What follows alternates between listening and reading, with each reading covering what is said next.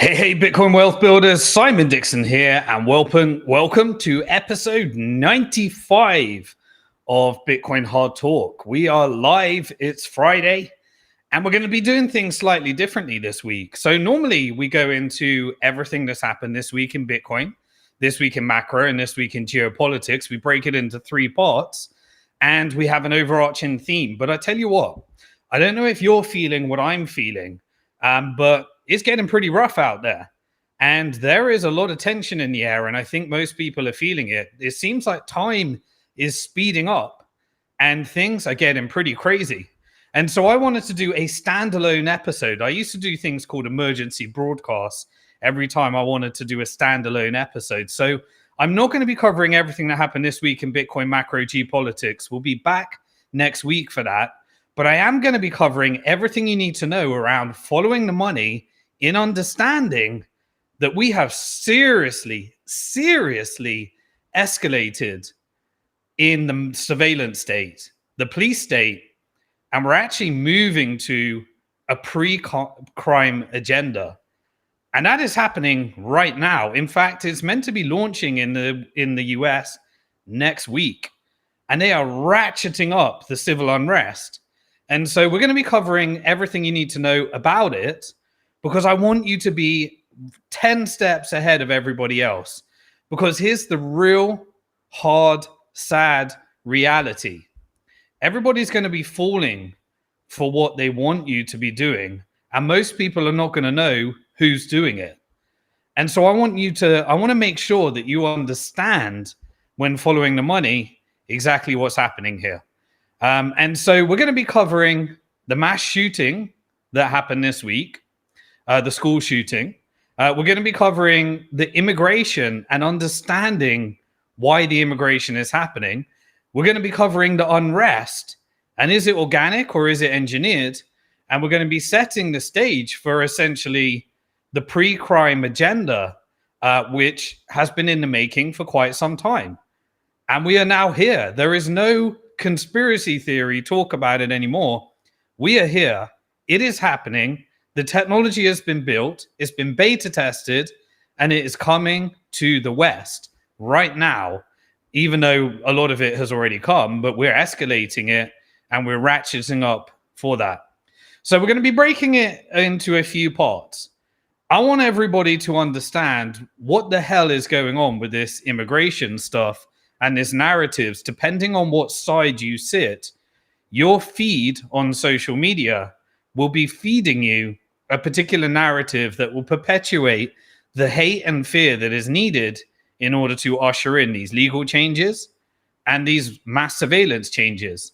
And so in the first section, after I've gone through a brief intro around the severity of the situation, there's no sugarcoating this anymore. There's no think positively and pretend that this doesn't exist, because it is really happening. And everyone can see the deterioration that is happening in the West, the collective West, as well as the countries around the world that are in some of these war-trodden zones right now. So I'm going to be answering the question, why is there so much immigration in the West? If a lot of people don't want it, why is it actually happening? What is the goal here? And I'm going to share what I think it is. And a certain narrative around a Muslim invasion. Is that real? Is it something that you're meant to feel?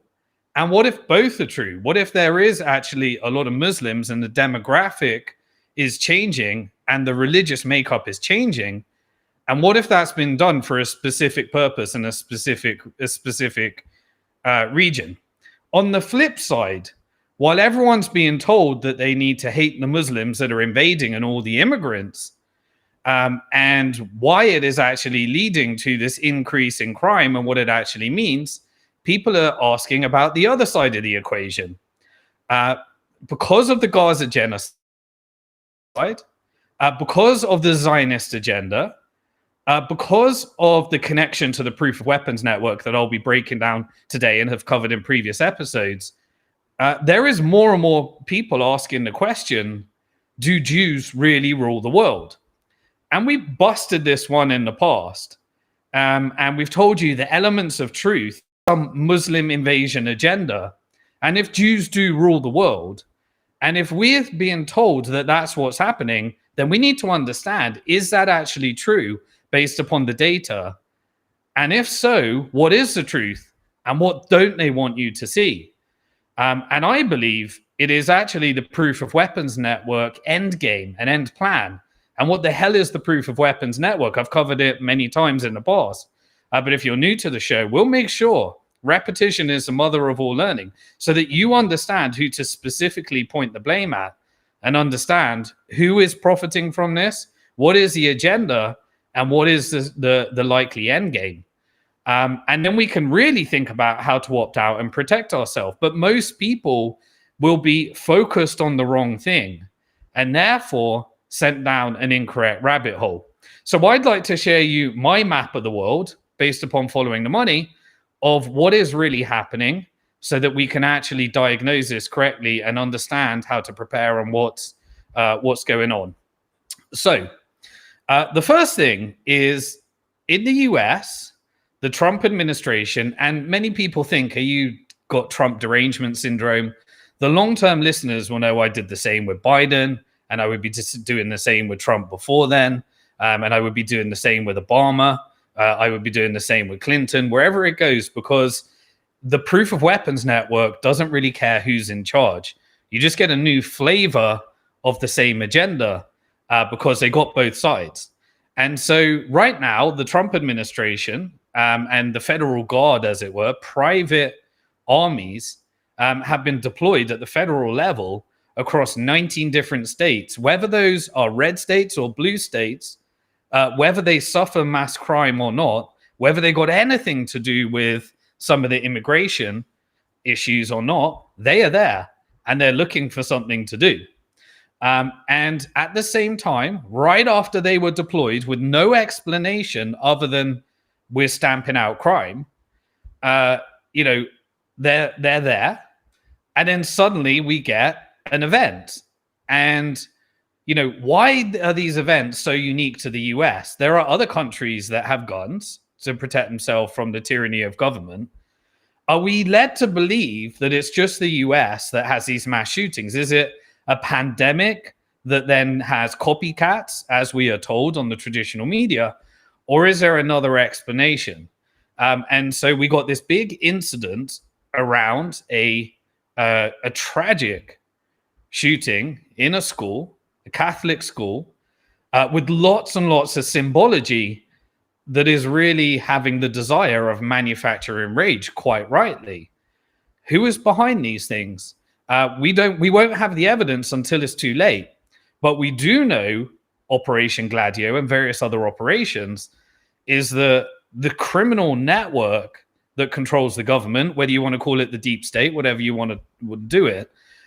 They're willing to do all sorts of things. Now, I'm not saying that that's what's happening, because either way, whether this is mental illness as a result of many of the different operations that intelligence gathering and the wars and the amount of video footage that we've had to watch of crimes against humanity, genocide, starvation, everything we've been watching, like footage that we would never, the human psyche shouldn't be seeing these things, but we've been seeing them. And so whether it is mental illness that's driving such behavior or whether there's something more coordinated, we will know in the future. And I don't want to pass judgment on that, but I have my suspicions, because if you're anything like me, I used to trust things. I used to take things for what they were or what they are. But now I don't do that. Now I've understood all the declassified operations and the extent that this proof of weapons network is willing to go to. I mean, once you study it properly, you know that they're willing to do anything. And the unthinkable is where my mind automatically goes to now. They could call you crazy. They could call you a conspiracy theorist. They could call you a doomer. But this is what happens when there is no trust. And you can see the result. Now, whether I know what's happening, I was able to predict what would happen next in real time. And it did happen next, because immediately we were met with a bombardment of PR from technologists that are deploying Palantir technology integrated with different solutions that were beta tested across the different war zones to be deployed across America. Now, anyone that's been watching the Bitcoin Hard Talk episode would know this is coming. And so whether, I can get the correct diagnosis, whether it is false flags, whether it's mental illness, whether it's no connection, it seems to work as a tool to predict what comes next. And all of a sudden, pre-crime technology is officially, starting in the US next week. So what I want to do is I'm just going to play you a little bit of a clip in case you missed it on my X feed or on your TV. If you don't watch the traditional media anymore, I'm going to play you a first clip around how this announcement came out around this pre-crime technology designed to detect criminal activity before it happens using a mass surveillance technology and pooling together all data into these new privatized surveillance companies, and in sheer breach of any type of due process. And this is what we saw across the UK, and now this is coming to the US. They said it wouldn't come. So let's play the little clip and then we'll jump into what's going on.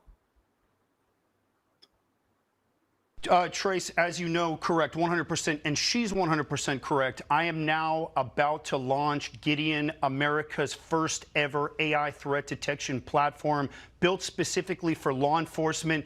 It scrapes the internet 24/7 using an Israeli-grade ontology to pull specific threat language and then routes it to local law enforcement. It's a 24/7 detective. It never sleeps, and it's going to get us in front of these attacks. Would it have picked up on this, do you think? 100%. I wish my program would already be up. We're not launching until next week. I've got a dozen agencies on board, Trace. I just unloaded a major Northeast agency with over 2,700 sworn. This is America's early warning system. Lieutenant Mark Evans.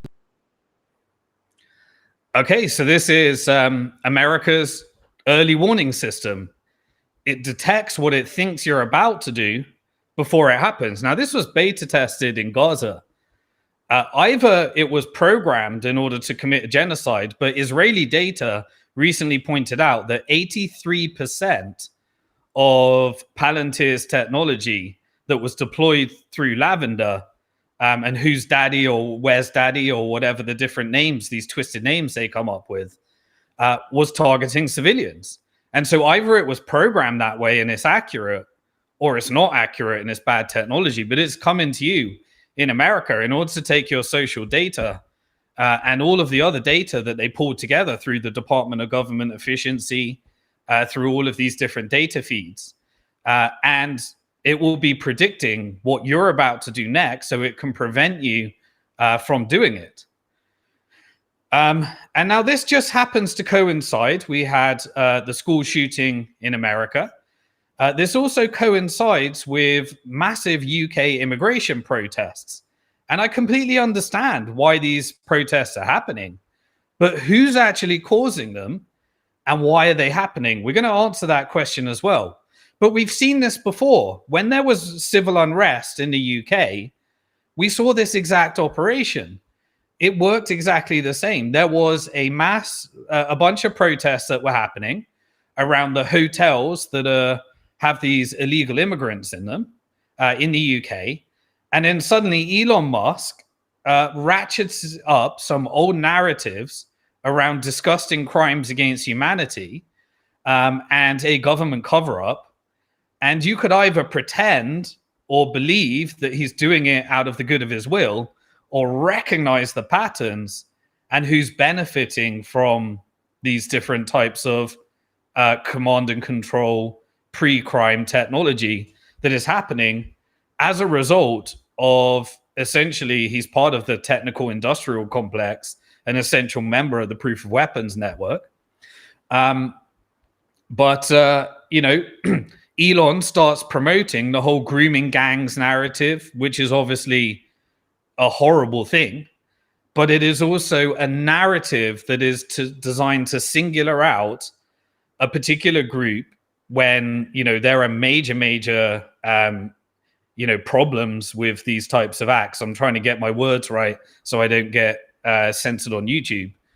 across the whole nation. I think 82% are from British natives. And then you go further down, the data says that there are these crimes against humanity that happen with these grooming gangs.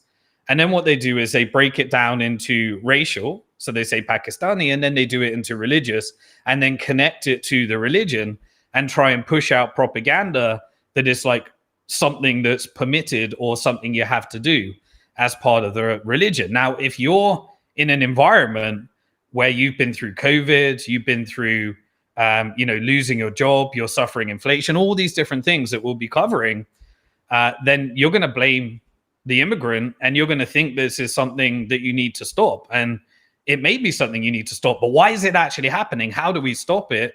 What is the operation? That's what we need to ask, because otherwise you're just going to be a useful idiot for the agenda that they set out to create. And if there isn't an agenda, I want to make sure that you understand it if you think that there isn't. So we know this. We've seen this pattern before. This happened when it broke out with civil unrest across the UK. Elon Musk perpetuated the whole Tommy Robinson old narrative, brought attention to it, makes people feel the emotion that they're meant to feel, at the same time as creating an environment where everything is getting worse and people are looking for what is going on here. And so that can manufacture the unrest that's needed. And what did we have after the last one? We had mass arrests. We had people that were being arrested. It coincided with those that were peacefully protesting for Palestine. Then they connect that with a Muslim cause. Then they're able to utilize that in order to classify certain organizations as terrorists. And then you get the mass arrest. Then it goes across social media. Elon Musk perpetuates it on the largest account on social media. And then you get other wartime agendas and members of the Proof of Weapons Network manufacturing whatever narrative is needed. And guess what? What's the end result? You feel so scared that you opt into mass surveillance. And what did we get in the UK? We got radical law changes. And those radical law changes were put in place in order to take away all human rights. This is the old script. We've seen this, 9/11. We've seen this time and time again. And guess who gets the contract to take all of our data to arrest you before anything can happen? They started arresting old women and vicars and priests and all sorts of stuff through this pre-crime technology. Palantir gets the data. And that is connected to Israeli contracts. And then those that are protesting against Israel, they get gaslit. And you have this environment of really pushing psyops designed to make you angrier and angrier and angrier, pushing mental illness, and perpetuating the very thing that they claim they're preventing. And so we have seen this many, many times. This is an identical pattern to what happened last time in the UK. And this is coming again. The next protest has been set up for September the 13th. And they're getting ready for that. And then we have this same types of operations. It's like the UK is a beta for what they're doing next in US. And the collective West is going through the same. I'm just focused on US, UK. I could do the same story with France. I could do the same story with Germany. It's a slightly different flavor. But this is a collective problem across the West. And these narratives and these demographic changes are causing the problems. And this has been an old technique. So I want to make sure you understand that this isn't new. This is used when you want to do this. And so what is the current situation at the moment? So let's have a look at how what type of effects these things are happening, these different operations that have happened. So we have depression rising. I'm focusing on US and UK, but right now, nearly 30% of American adults have been diagnosed with depression. This is the highest it's ever been, 30% of American adults. In the UK, we're told that 18% of adults are reporting that they have moderate to severe depression. And this was, symptoms that they have. This is a 2025 data. Suicides are basically at record highs right now. The data tells us, you can question the data, but I'm just working off what we got. It seems to match what we seem to be seeing. That in the US, there were 49,449, just shy of 50,000 suicides in 2023. That's the highest on record. We don't have the 2024 data yet. My guess is it's going up, and it will be going up in 2025. In the case of the UK, we have a smaller population than the US, but 6,361 suicides in 2023. This is, this is greater than the pre-pandemic levels. Since the pandemic or the lockdowns, this has just been going up and going up and going up. We have a drug crisis. In the US, there's over 107,000 overdose deaths in 2023. And this is meant to be falling slightly in 2024, but overall, this is a historic highs. We'll get the 2025 data. Homelessness, that is absolutely exploding. In the case of the US, we now got 770,000 homeless people in 2024. That's up 18% in a year just from the previous year. This is the most ever recorded. In the case of the UK, just England, the rough, people sleeping rough, that's up 27% in 2023. That's 112,000 households are in temporary accommodation. This is record highs. I've been watching videos of people in America just in their car freaking out. It's their home, just describing, I got a good salary, I need to save money. But I can't survive. We've had videos of people in the UK now sleeping in storage units as a result of this cost of living crisis. Now, the world wants to tell you that the economy is at its best time because they're measuring GDP. They're certainly not measuring gross happiness index like they are in Kingdom of Bhutan, because that will tell you a different story. In terms of bankruptcies and insolvencies, they're all climbing. And so US bankruptcy filings, they're up 16.8% in 2023.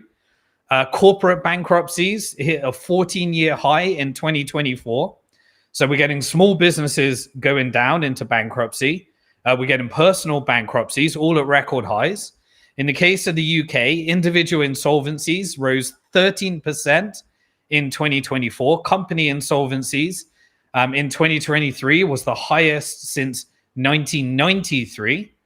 I couldn't find the 2024 data yet.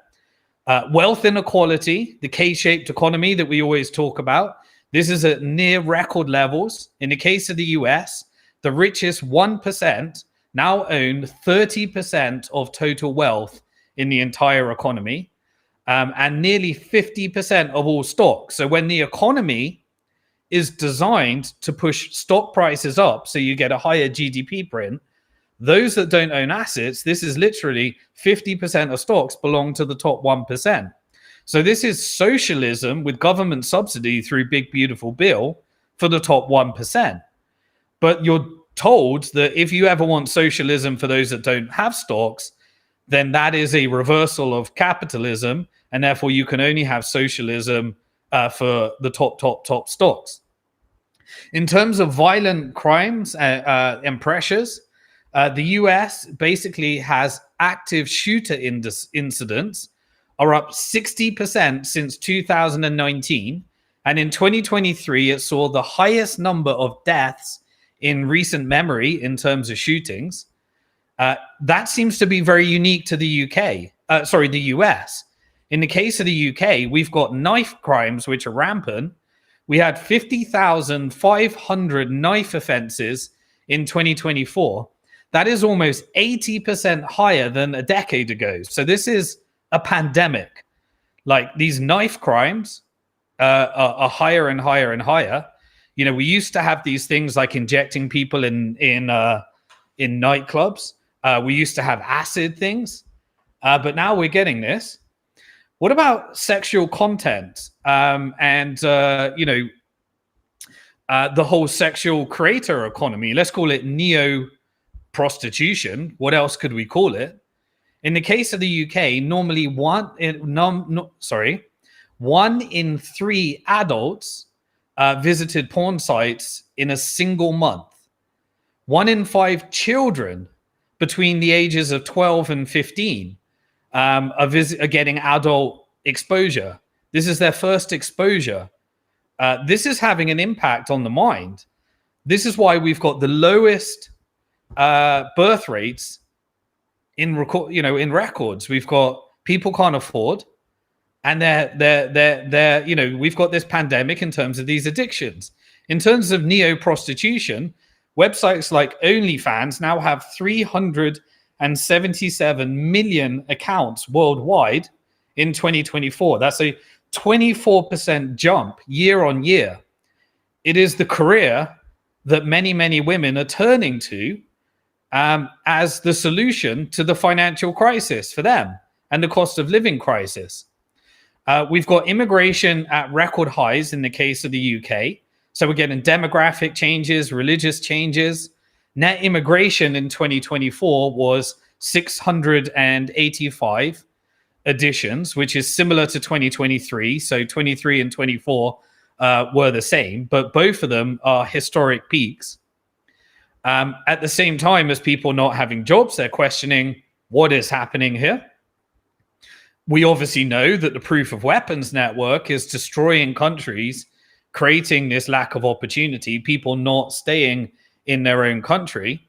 And we've got a combination of illegal stroke legal. In the case of the UK, legal is significantly lower, but they're all being put in these hotels. And now people are protesting against these hotels at the same time as being either having experiences or being fed. Are these deliberate, criminals, or is it not criminals? Is that a psyop? Everyone has a different narrative, but they tend to be doing it based upon their experience of what they're hearing. That's causing mass fear. That's causing continual movements by people that want to protest. We're getting these, flag movements. And you know what that's going to lead to. It's going to lead to civil unrest. It's going to lead to a lot of tension. It's going to lead to you begging, or the majority of people accepting, the pre-crime state. And then it's going to be weaponized against you anyway. Research is showing that there's no clear link at the moment between immigration levels and overall crime rates. But what do we believe? What are we led to believe? We know that a lot of the data that we're seeing is either manipulated. We don't know whether we can trust that data, but it is unprecedented. We're led to draw to our own conclusions, while social media is deliberately being weaponized in order to draw a narrative and feed our feed with fear. And the result is just clear what's happening. Is this organic? Is this natural? Is this engineered? Well, we're fed a narrative, and if you, depending on what your algorithm is telling you, you're either being told right now that this is Muslims invading your country, and we have to ask ourselves the question, is that true? And why is there so much immigration in the West? Is this Muslim invasion? Is it reality? Is it certain areas? Are there other types of immigration? And we start to deliver all of this content that is ratcheting up all of this hate, and we know where it's going to go, whether it's true or not. The second reason you're being given, if you're on the pro-Palestinian side, if you've been standing against this genocide all the way through, or if you're from the far right, but you are also been going down these rabbit holes of conspiracy theories that Jews rule everything. You start looking at the whole history of banking and various other things. There's spaces out there. People will tell you every single executive that may be Jewish, and you're given all these different narratives. So we have to ask ourselves the question, do Jews really rule the world? What I want to do is create content so that at least you can find the data, agree with the data, find out whether it will make sense.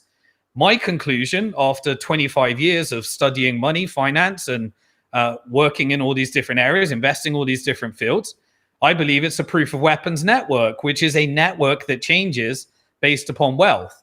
So what is the proof of weapons network endgame? We're going to be answering all of these questions today so that we can actually come up with a solution, and then we can figure out how to opt out, how to resist, and everything we need to do. So what I want to do right now is I want to play a little AI summary of the first blog that I created. And that blog was from a presentation that I gave on the Proof of Weapons Network at the Muslim Bitcoiner conference.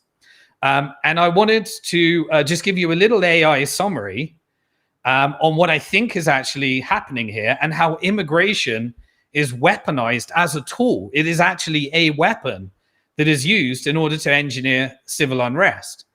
And so, Azad, do you want to play the first AI summary, clip 2? And then you can get the full version of it on my blog, and you can dig deeper to make sure that you got the right information. Welcome to the Deep Dive. Today, we're cackling some pretty complex ideas from Simon Dixon. We're summarizing his analysis on why immigration is apparently rising in the West and what he calls the Muslim invasion narrative.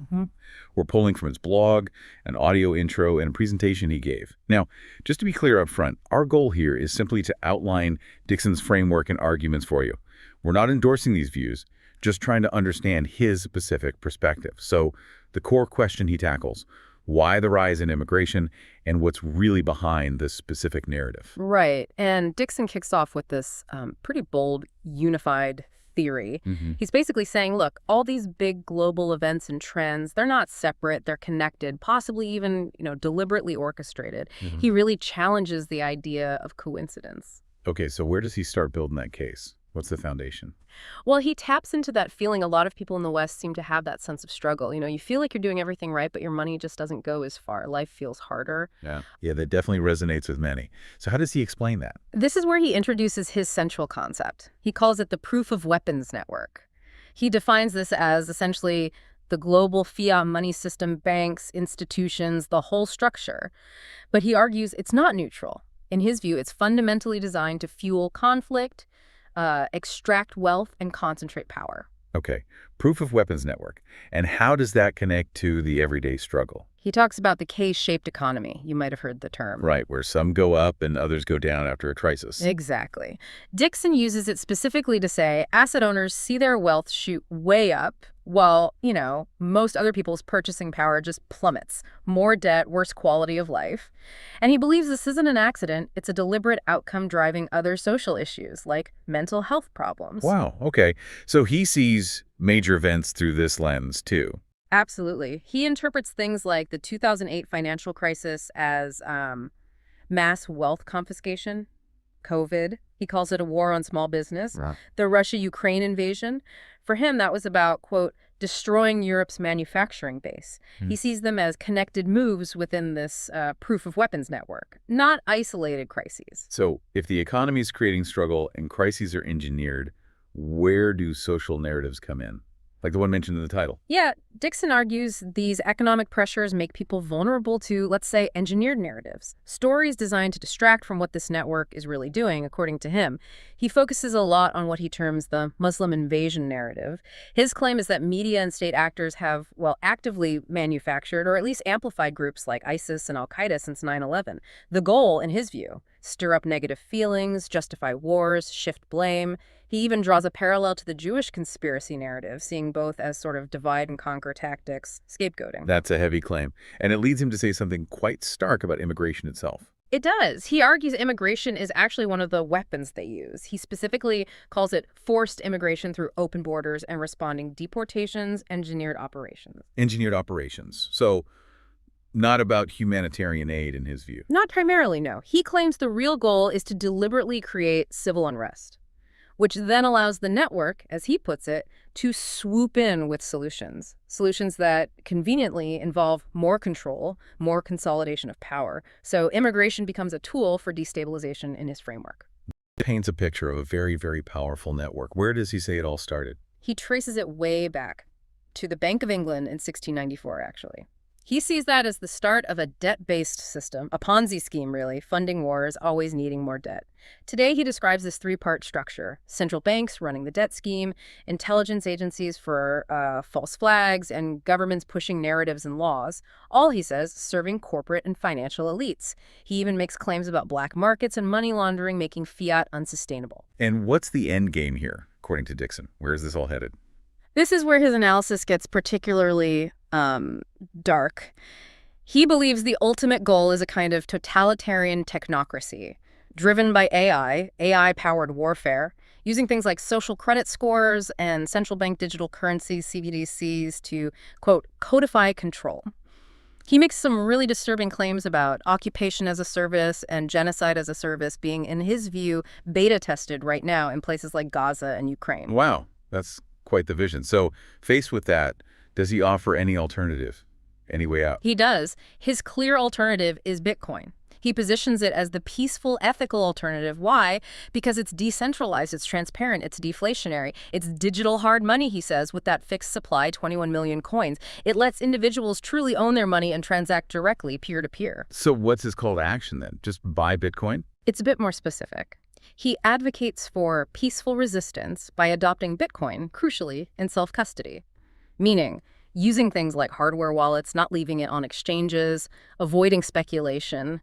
The idea is to effectively boycott the central banking system, to, in his words, defund the proof of weapons network. Okay, so let's bring it back to the start. Dixon's answer to why immigration is rising and the narratives around it. In his view, it's engineered by this proof of weapons network. Yeah. They're tools, he argues, to create unrest, distract us from the real problems in the system, and pave the way for this technocratic future he warns about. Right. It's definitely a complex and, frankly, alarming perspective he lays out. So, for you listening, considering Dixon's framework, whether you agree with it or not, how might recognizing these potential narratives, as he describes them, maybe change how you evaluate the information you see every day? And, what steps could someone even take to feel more in control of their own finances or to push for a system they see as more just, especially when faced with forces that seem as big and intricate as the ones Dixon describes? Definitely gives you a lot to chew on. Okay, everybody, I'm back. I hope you like these little AI summaries. Now, what I want to do is I gave a presentation at the Muslim Bitcoiner conference, and I went deeper into this in a video. It's about an hour and a half, I think, with the presentation and the summary and how it all relates to this. And I created a little blog. So you can see that if you go to my blog on simondixon.com and you put in the keywords, I think there's a search there on the right. And you can see, just put Muslim in there and you can watch that one as well. I think it's really important to understand how these different, you can watch the video or you can go through the blog and we create these little longer summaries that go deeper into the content. I just don't want this to be a massive presentation, and we'll get better at these things, by the way. We're going to be using my voice and creating avatars and stuff in the future. It's where we're all going. So feel free to watch that presentation. It was given in Dallas earlier this year as well. But what I want you to understand is a concept called the Hegelian dialectic. And the Hegelian dialectic is something that people have been talking about a lot. Is this whole concept of creating a petrifying problem, then getting a reaction to that problem, but then implementing the solution that you had in all along. And this has been happened time and time again. And anyone that studies the CIA, Mossad, MI6, the Five Eyes, and any of the declassified operations, or many of them that have been, you'll know that they use these type of tactics. And the normal person, just like I did once upon a time, thought there's no way intelligence agencies would gather in that. But this is actually, if you've watched any of my content, read books like Operation Gladio, you'll know that these are criminal networks. And they are certainly on top of the government. And we'll be going a little bit deeper into that as well as we go through this presentation. But the whole concept of open borders, create wars, create refugee crisis, create unbearable living circumstances and poverty, followed by immigration, changes in narratives, and then solve it with mass deportations where people are begging to take away their rights in order to have lots and lots of solutions to what they originally did. And this is exactly what I believe is happening right now. The end result is that you have a consolidation of power. And what I gave in this presentation as well, not only did I go through how we're seeing it right now with this immigration policy, open borders, deportations, technology, and the solution. I also show how this has been happening time and time again. In fact, throughout recorded history, by the very same networks that are in power as well. In fact, I shared how essentially World War I and World War II, when you really follow the money and you go beyond the fairy tale stories that we were taught in our textbooks, the net effect of both World War I and World War II was a massive consolidation of power. You had the installation funded by Wall Street of the Bolsheviks, which essentially overthrew the Russian Tsar, installed communist Soviet Union, took all the gold, and the gold ended up in the same hands as the ones, Wall Street, that were funding and created the Federal Reserve. It's no coincidence that the Federal Reserve was created in 1913, just after income tax was introduced. And then it went to World War I in 1914, and you had this consolidation of power. And I would argue that we have not left World War I, because ever since the Federal Reserve was created, just like when the Bank of England was created, America's been in a continual state of war and covert operations, and World War I never ended, really. And that was by design. All the Russian gold ended up in Fort Knox. The same Bank for International Settlements and Wall Street and Bank of England that funded Nazi Germany and the rise of Hitler was also ended up with much of Germany's gold as well.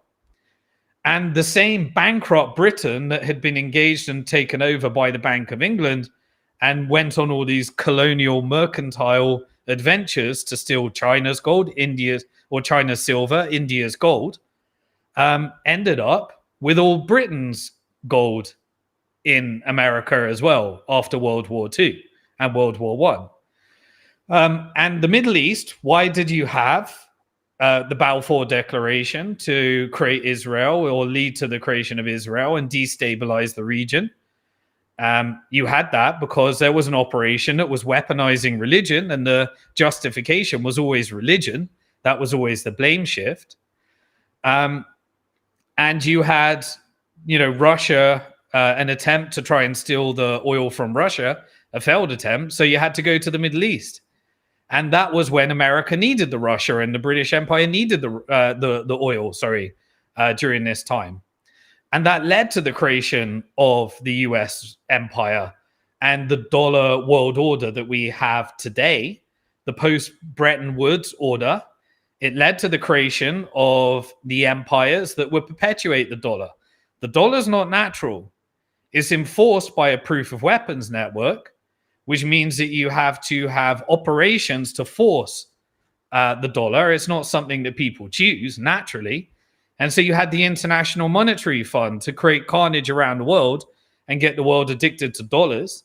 You had the Bank for International Settlements, which was responsible for the making sure that Czech Republic's gold got into the Nazi regime. You had the World Bank that was funding much of these post-World War II wars as it went into the Cold War. And what was the goal of all these different wars? Well, it was to vassalize the Middle East. It was to vassalize Latin America. It was to vassalize Africa so they couldn't unify around their resources. It was to vassalize much of the Asian resources. It was to essentially create wars, to create labor, make sure that labor was being used for the post-World War II Bretton Woods order. And so, what did we have later? So you had the Cold War, you had all these different operations, you had the Vietnamese War, you had South Korea, you had the Korean War, you had all these covert operations that ended up vassalizing and getting the world. The resources were used in order to prop up the dollar unnaturally. And obviously, when you've got dollars, you lend it to the US government and you invest in these bonds. And so now you have the world printing their own currency in order to pay off dollar debt. And then they're investing it for stability in lending it to the US government. So you have this milkshake theory, which leads to the environment that we're experiencing today. But when you need to escalate to the next level of war, what do you need to do? Well, there was an operation clearly to create Muslim hatred, and that was using Israel as a proxy. Whether it be the Iran war, whether it be the Iraq war, whether it be the Kuwaiti war, whether it be Afghanistan, whether it be Egypt, whether it be Syria, whether it be Lebanon, whether it be Yemen. These are all about dollar hegemony, pricing resources in dollars, and vassalizing countries so that they can't unify their resources against the dollar and the global hegemon. But that created refugee crisis. That created economic turmoil in countries. That created the environment where resistance movements were formed to create the perfect strategic tension where you could covertly, via USAID, call it aid, but you make a lot more money out of the resources. And then you have things like operations like the Contra affair, where you were deliberately weaponizing Iran, destabilizing countries like Iraq, stealing all the gold. Then these groups that would take over many of the weapons ended up being funded by the West. And then you can push narratives in the media that they're doing it for religious purposes when they're doing it because they've been co-opted at the top by intelligence agencies. And now whenever you need to destabilize a region, you just say that was ISIS, that was Al-Qaeda. And anytime you want to intervene, you say you're trying to stop those forces when that's the exact opposite. And Iran-Contra affair revealed that. Weapons were sent to Iran right after the hostage for weapons swap. And then it was sent back to Latin America in order to topple the region, destabilize the region. And you can explain pretty much every war when you go through it. It's the exact opposite to the fairy tale story that we're being told in order to justify it as well. So then you have these extremist groups that are being funded deliberately and infiltrated at the top, resistance against it, and then that creates all the destabilizing forces. And then you can demographically reset the maps, which is what happened in the Middle East in the very first place. You had France, you had Britain. They created Sykes-Picot. And they said, create all of these sectarian divisions, mix up these different religious groups, racial groups, and stir up the pot. Create these different types of immigration crisis, refugee crisis, and then send in different groups like ISIS to infiltrate them and get it look like it's a religious battle and it's got something to do with religion. These people, they're complete, and this is all about control of resources in order to engineer what is needed to create the civil unrest so that you can achieve the strategic goal that was trying to be achieved in the first place. We saw that 9/11, an operation, clearly there were things that weren't told about that, covered that. You can see my blog as well, where you can look for different types of documentaries that I recommend for people to understand this stuff. But what happened after 9/11? There were WikiLeaks documents where they were trying to connect Iran and Afghanistan and try and connect these things together. They couldn't do it. But in the end, you had the Patriot Act. Does that sound familiar to what's happening today? Patriot Act ushered in the removal of due process, the ability to say you're a terrorist and therefore there is no due process, Guantanamo Bay, justification for fake wars. the very same people that were telling us there were weapons of mass destruction, like Tony Blair, are being involved in advising the Trump administration today on how to take over and rebuild the land after destroying Gaza and taking down all the buildings. Is that going to be rebuilt with mass surveillance? You can bet your bottom dollar that that's going to be done with mass surveillance, because the idea behind all these operations is to create the war, create the changes in law, create the fear, and create the mass surveillance, because they always knew that eventually the tactics that were being used in the Middle East, Latin America, Asia, Africa, all of these global South regions, that it was going to be used on the West eventually. And what is happening in the West is textbook the very same operations that were happening abroad, cannibalizing its own region, because they know that now with this cost of living crisis, with this mass theft of wealth through the debt-based monetary system and Ponzi scheme, you would eventually get civil unrest. And so how do you solve that? Well, we'll go through that in terms of what the end game is. But the game was always now this network that securitized, financialized, is now larger than any of the Western governments. This used to be in the national interest. You used to have the Dutch East India Company, the British East India Company, and derivatives from that. Now you've got BlackRock. Who's BlackRock affiliated with? Well, the US capital market, but it's invested globally. It's got ETFs and voting shares and board seats all around the world. As long as America is providing the profit center, the liquidity on the capital markets, it doesn't mind vassalizing the country so that it can start taking out all of the resources, and money is no longer used for the people. There's no US first agenda, no EU first agenda, no UK first agenda, no Australia first agenda, no Canada first agenda. You just got the US vassalized into this proof of weapon network, which we'll be describing. The European Union with puppet governments that are just sending money to the proof of weapons network. Those that own the assets benefit. Those that don't, they don't benefit. You get the K-shaped economy, and then you use mass immigration to usher in civil unrest and surveillance. Germany went through a similar operation, destroyed the manufacturing base, the center of the European Union. Australia, the same. There was a genocide there, settler colonialism. And then you do the same K-shaped economy. Same in Canada. You install the Bank of England, Mark Carney. Same in South Korea, same in Japan, same in Philippines, and you use them all as playgrounds for these K-shaped economies. Wash, rinse, repeat. Dollar, you get them to price their goods in dollars. And even right now, like the tariffs, you had a massive farming industry that now, because of tariffs, this a clear reset of the world order. It's definitely not in the interest of this US empire. But you essentially increase legal migration for a few reasons, because you change the demographic makeup, and this is Sykes-Picot around the West. Then you have the ability to manufacture the civil unrest you want. So once you have legal immigration, you can then you can escalate the operations when you want to create civil unrest. How do you do that? Open borders.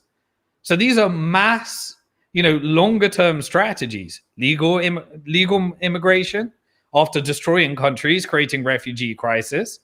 Then you do open borders.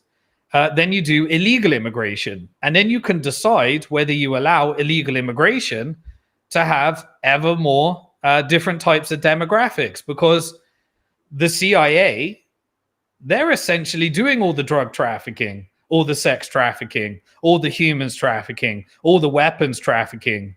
We've covered this in the past. I've got blogs on this as well, Operation Gladio and various other things. And so you can blame the crimes on them, or you can bring your partners in and you can manufacture the crime rate that you need in order to achieve the goal. You can import the crime. And then you can, even when you have mass poverty in your own country, it may be the native population doing it, but you can blame them, or you can bring in the ones that are going to actually do it as well.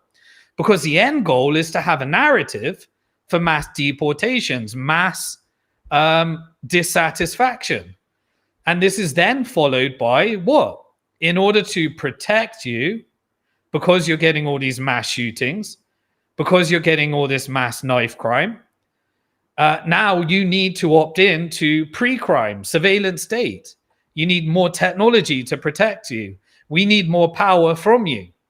And guess what? Those are all privatized companies that are in the proof of weapons network, because civil unrest is the result.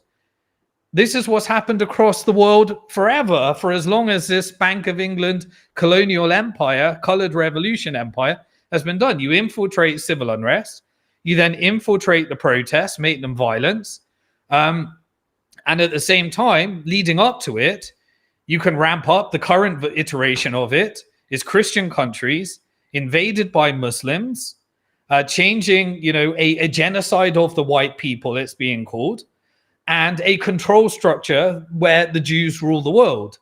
And so you ramp up all of those narratives, and suddenly you've got hatred for Jews, hatred for Muslims, hatred for immigrants, hatred for the native population, and civil unrest. And that's exactly what you needed. At the same time, when you've got an actual Gaza genocide happening, you get to retrieve all of these different narratives that we use that created the Nazi movement in the first place.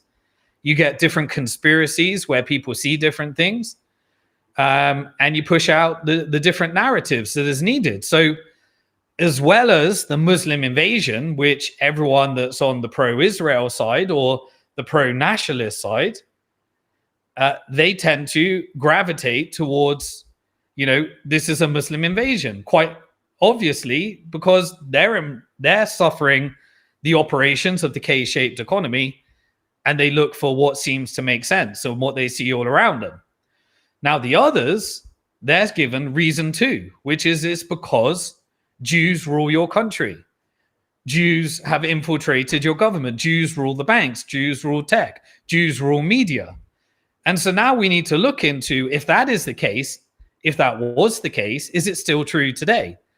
And so that's why I tried to create that blog, and the second blog that I created, and we'll do a little AI summary to actually look into the data, because what they tend to do is take partial truths or old narratives and rely upon you not fully understanding how the proof of weapons network. So you look at that instead of looking at the proof of weapons network. Now, that's not to say that Jewish power isn't involved in it.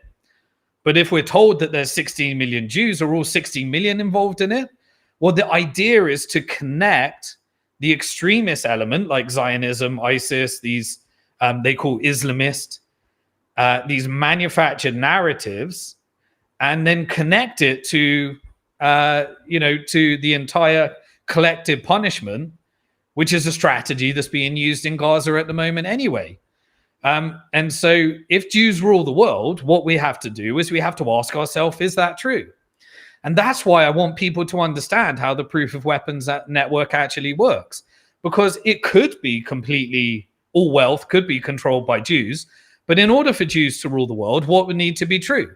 Well, firstly, they would need to own the majority of all the world's wealth. Let's call it 51%, a 51% attack like we have in Bitcoin. If you control 51% of the mining power in Bitcoin, then you're able to do a double spend and control the network for 10 minutes.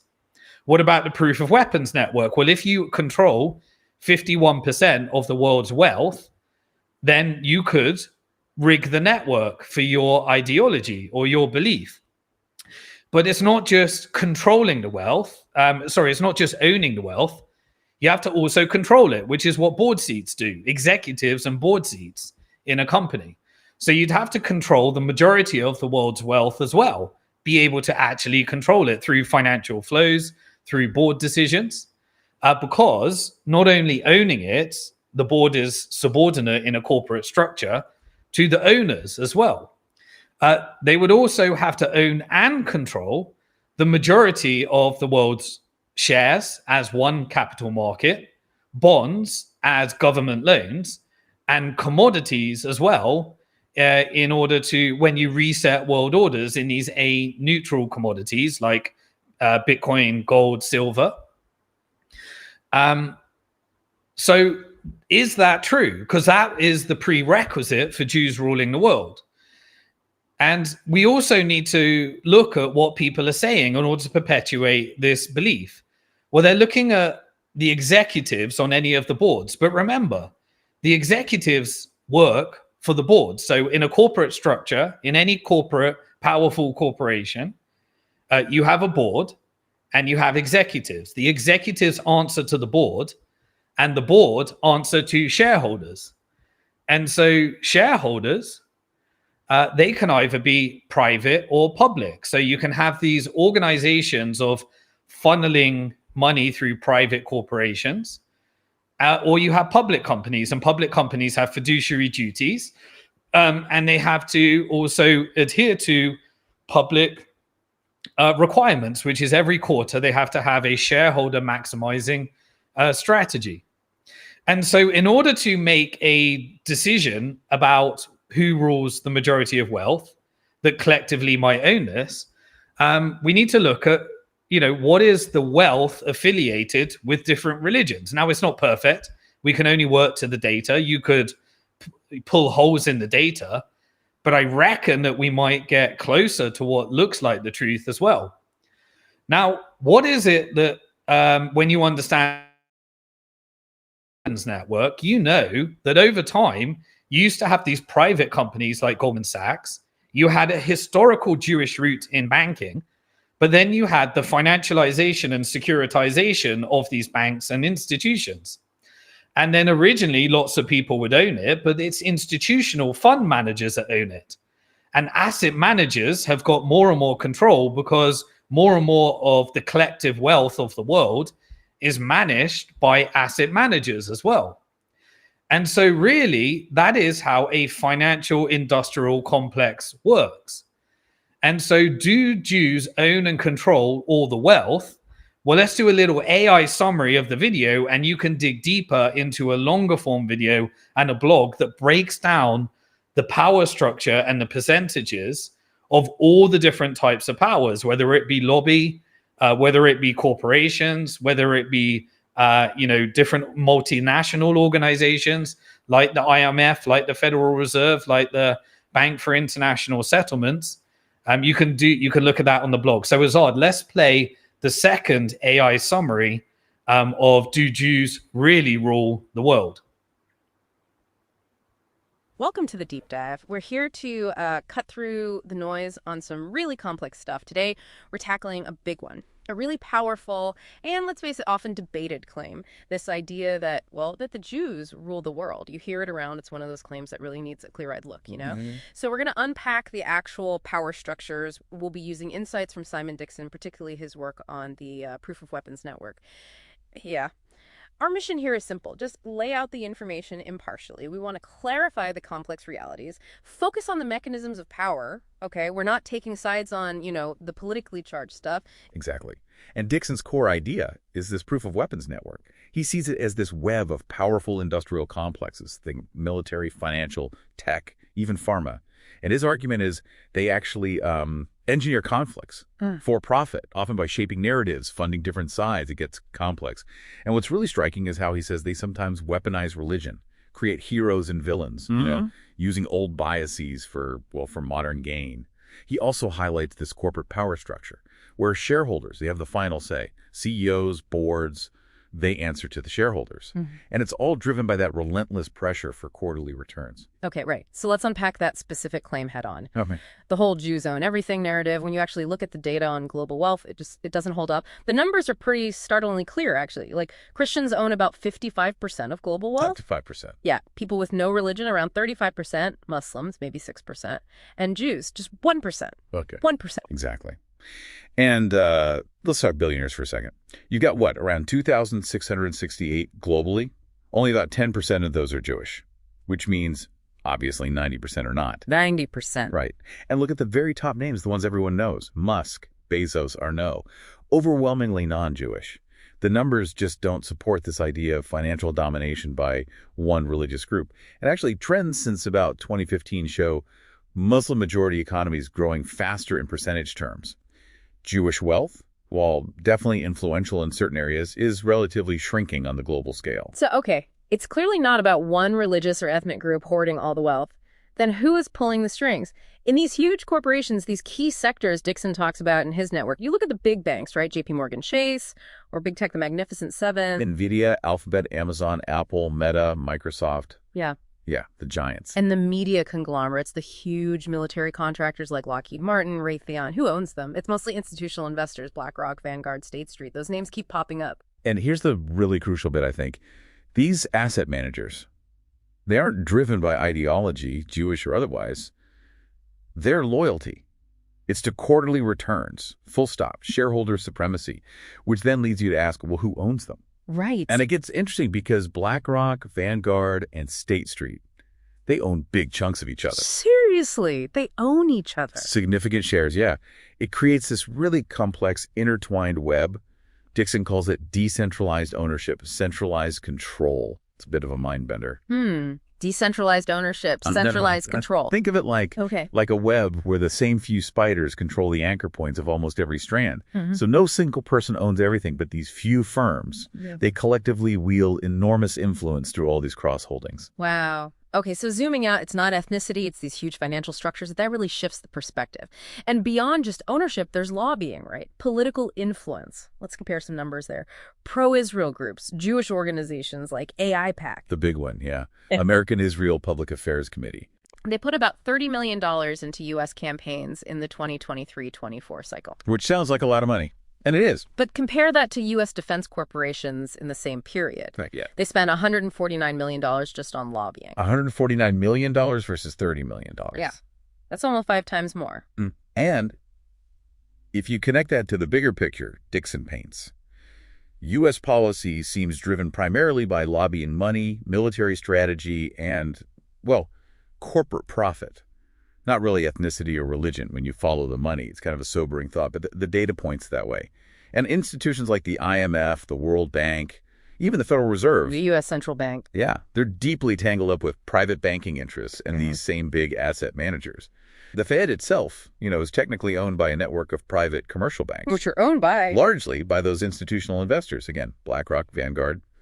It comes back to them. Okay, so let's bring it back to the U.S.-Israel relationship specifically, through Dixon's lens. He's arguing U.S. support isn't really about religious loyalty. Not fundamentally, no. He calls it the cold logic of empire. In his view, Israel functions more like a strategic asset, a proxy, or he uses the term settler colony, serving U.S. geopolitical goals and, crucially, the defense industry's bottom line. And AIPAC's role in that view. It is basically a convenient smokescreen. Yeah. Something that obscures the real chain of command, the real interest at play. That's a powerful perspective. How strategic interests might just override everything else. So yeah, this raises a really important question, doesn't it? What's the takeaway? The real power structure, at least according to Dixon's analysis, is this consolidated system. These huge asset managers driven by profit, by endless asset accumulation. And that drive transcends any particular ethnic or religious group. So what does this all mean for you listening? Maybe understanding this system, this profit-driven structure, instead of focusing on old, harmful stereotypes. Maybe that changes how you see things, how you view global events, the flow of power. Think about it. A system where profit often dictates action, cutting across traditional lines and allegiances. What does that really mean for the world? Something to consider next time you read the headlines. Okay, so we're trying to get to the bottom of, if we believe that these operations are engineered, which I paint the case for, and we've got plenty of declassified documents in the past, and I cover them each week. And even if we don't know whether they are engineered at the time, but we find out when it's too late, many years later, and it allows us to predict what comes next, as everyone that's in Bitcoin Hard Talk has been able, following Bitcoin Hard Talk, is able to do. Like, we knew that this pre-crime surveillance state, all the stable coins, CBDCs are coming. We knew that there's going to be a digital euro in October. We know that it's going to be followed with a digital ID and everything that's integrated there. Then we're trying to get to the bottom of how do we proactively engage in opting out, in boycotting, but the correct way, where we're not being distracted by where they want us to focus. And they want you to blame the Muslims. They want you to blame the immigrants. They want you to blame Jews that rule the world, APAC, all of these different things. But I think the evidence just doesn't meet other than the surface level narrative. And so I call it a proof of weapons network, from the fact that Bitcoin's powered by proof of work. And this is the polar opposite in terms of centralized control by a decentralized network of corporations, whereas Bitcoin's powered by nodes and miners. And so I like that. That's the terminology. Other people like Middle Nation called it the owners and controllers of globalized financialized capital, OCGFC. An account that I follow, Evan X, he calls it the transnational private sector, TPS, whatever you want to call it. We need to break it down a little bit further. But the proof of weapons network is clearly where the actual wealth is. And more of it is being managed via the proof of weapons network. But is that the case for other countries? Well, no.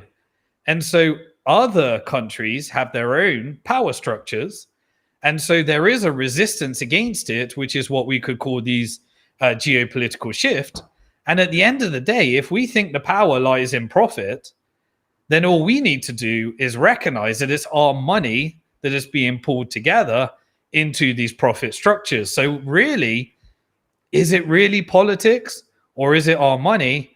And if we become wealthy by beating the system, is that how we get influence over politics? Because they essentially control the politicians through lobby. And they want you distracted with the politicians rather than looking where this is actually coming from.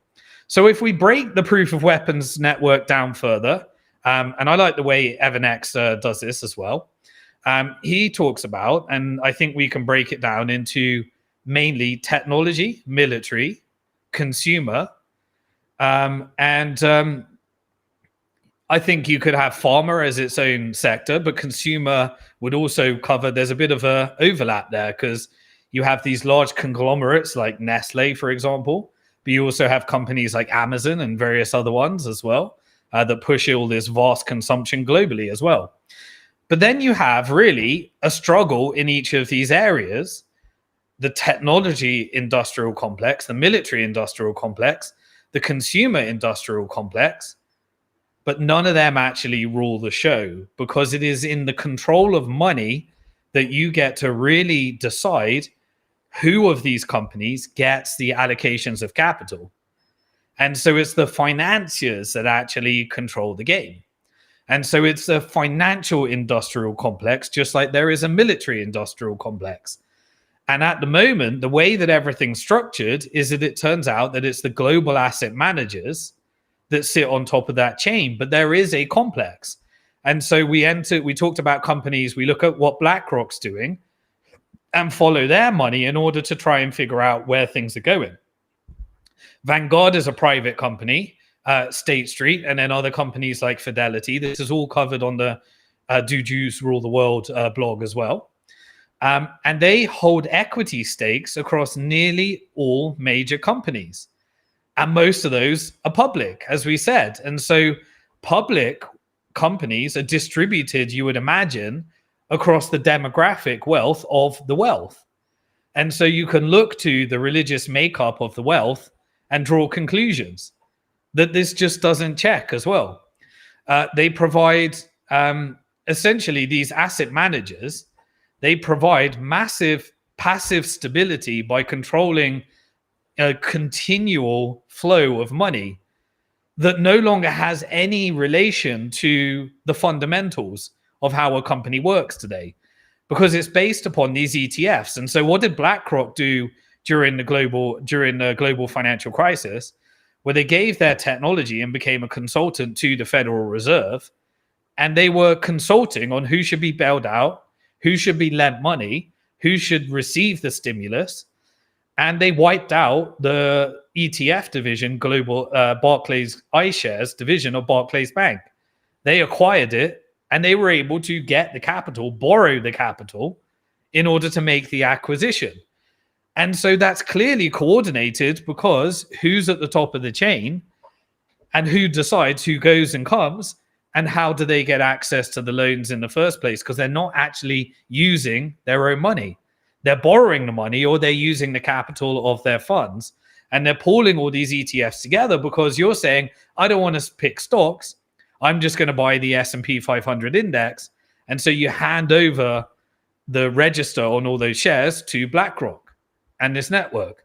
You have index funds, you have endowments through all of the colleges and universities, you have insurance premiums, you have pensions, and they're managing trillions and trillions and trillions of dollars of wealth and giving power to BlackRock, State Street, Vanguard, Fidelity, and they own shares in each other.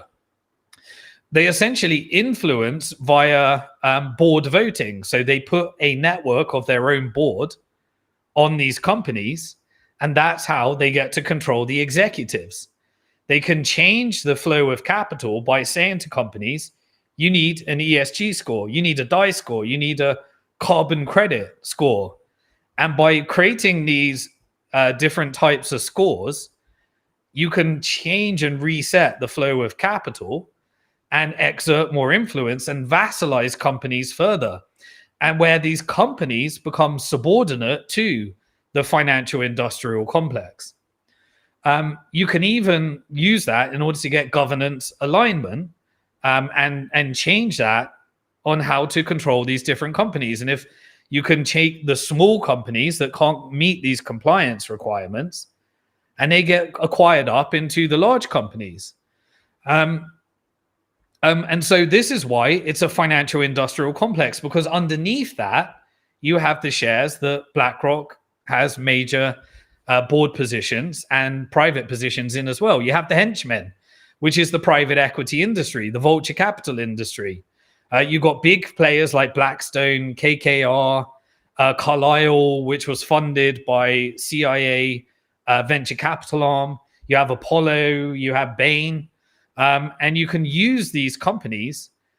And now we have this whole complex around these venture capitalists, which are almost like these celebrities, these Peter Thiels, which are made entrepreneurs by being able to use government technology through these privatizations as well. And they seem to get access to all the best deals. And you would think, are they just billionaires investing money? No, they're pooling together capital and they have access to the money printer. And so they can leverage in order to buy. So they're investing, but they're not investing with just pure money. They're actually borrowing. And so you add leverage to the system. So if somebody's lending in order to invest, you can ratchet up whether they do bad or good based upon trying to change the control structure within this network. You can buy companies outright with this money. You can buy them in distress. You can strip all of their assets out. You can buy them at a discount to their assets. You can restructure them, put a new board in, and then you can resell them as well. And this is how you control the private sector and the private businesses. This is why you need reset operations like COVID, like tariffs, so that you can have these predatory repackaging and consolidation into the proof of weapon network. They're able to basically embed critical sectors into the network. So whether that be healthcare companies, like we're seeing right now, whether it be housing companies, whether it be defense companies. And once you've got defense, you have the deep state, you have the intelligence network. Now they're working for corporate interest and no longer national security. And you can use them as a function to extract more control from any industry that you want, and you manage it as a portfolio. You can do this in order to control labor. And what do they need? They need labor. But what happens if the West is no longer having children? What if birth rates are declining? Then you can engineer an operation to go after where people are still having children, which is the global South, Africa. various countries. So if you want to align with these BRICS blocks, then you can manage these different operations by managing your portfolio. And you can also control pricing, because these are monopolies at the end of the day and consolidation of power. So then you have basically the ability to create shocks, and you can have the ability to absorb different companies. And who does that? Well, that's the legacy banks that are now part of the proof of weapons network that do the securitization and financialization of everything. So why does BlackRock want to tokenize everything? Because they want to control everything. Once you can securitize and financialize, so you can take a country like India, open up the capital markets, and you're essentially opening it up to JP Morgan, Goldman Sachs, Citibank, Barclays. And you can provide liquidity on the condition that they meet your conditions. And this is the vassalization process. This is how you take a national country and make it subordinate to the corporate interest. This has happened across the entire collective West.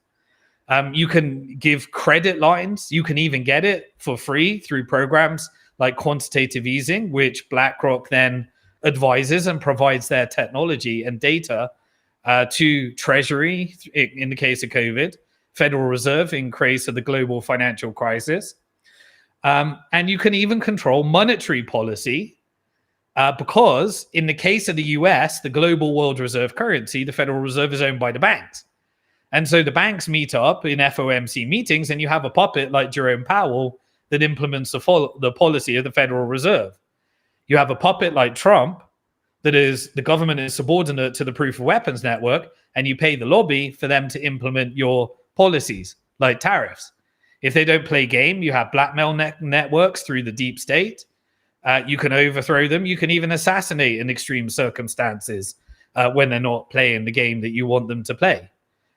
And we have seen that historically. In fact, the whole history of central banking is full of assassinations. I've covered that in detail. If you read books like The History of Central Banking and the Enslavement of Mankind, you can see that as well. And so they basically underwrite both the asset managers and the private equity deals. So you have a check and control there because they have access to the capital. But not only do they do that in the share market and the private market, they do that. They can do that with bailouts as well. They have primary dealers that are the buyers of last resort when the government is auctioning off their debt. This is why Trump at the moment, or the Trump administration, are trying to roll over their debt. They're trying to do it at low interest rates because the proof of weapons network needs the government in debt slavery infinitely forever, for as long as they can get away with it. When it no longer works, they just use the Fed to reset the order and change capital markets and the flow of capital. They can switch to, because the US is the best currency at the moment that they managed to vassalize in the post-World War II Bretton Woods order, they'll use that until it is no longer useful. So then you engage in civil unrest campaigns, exactly like we're seeing right now. They can save the day with bailouts if they choose. The government bonds are just issued through this network as well.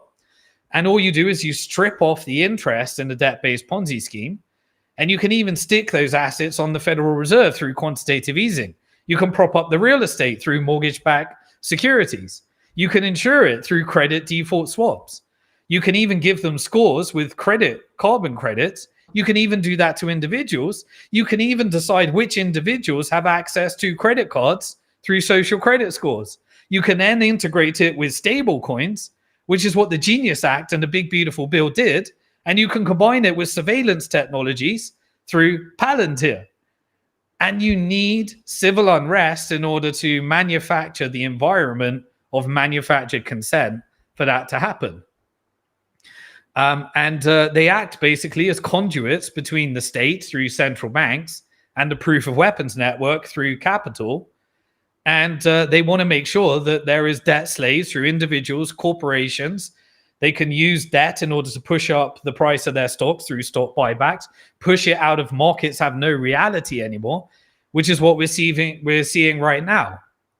You can be a buffer in times of economic turmoil. You can manufacture economic turmoil in order to change power structure if somebody in the proof of weapons network isn't doing what you said.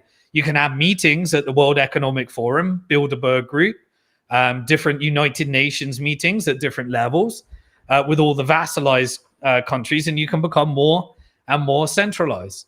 You can transmit state bailouts into private capital through the privatization. They all make up the financial industrial complex. It's a whole complex, and they are on the top of the chain. And they're not doing it for ideologies. They vassalize countries, but they are more than happy through the military industrial complex that control different colonial ideologies to weaponize religions in order to achieve their vassalization goals. And all you need to be is a useful idiot for pushing out a narrative depending on what side of the algorithm you fit. And that distracts you from looking at them to looking at this as well. Each of them feed into each other, and they basically collectively control technology companies through the technology industrial complex, military companies through the military industrial complex, consumer companies through the consumer industrial complex. And people think that the companies like Apple and Nvidia and Microsoft, they see them as like sovereign giants because they got massive balance sheets that they can call the shots and that they control things because of their multi-trillion-dollar valuations. Nvidia over $4 trillion. Strategically important for the goal of making sure that artificial intelligence data centers get penetrated around the world, work with the military industrial complex to ensure that countries can host them. And then you can integrate Palantir's technology and make sure that you get access to whatever energy you want through these covert wars and operations and acting like a portfolio. Sometimes you're on the same team, sometimes there's a power struggle. But this is how it works. So it's a financial industrial complex that set the rules, but the financial industrial complex combined with the military industrial complex kind of at the moment being absorbed into the technical industrial complex.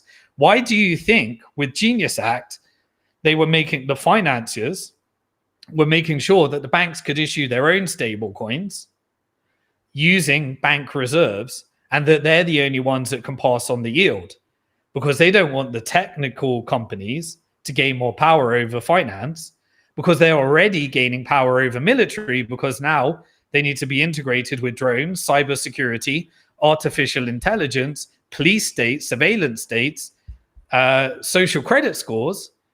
And they need to make sure that they're getting the right mix because they want the financial industrial complex to sit on top of that.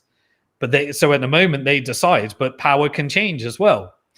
And through proxy voting and board control, they can set policy, they can set dividends, they can make sure that companies they can change capital through ESG, those types of narratives. They can set executive pay.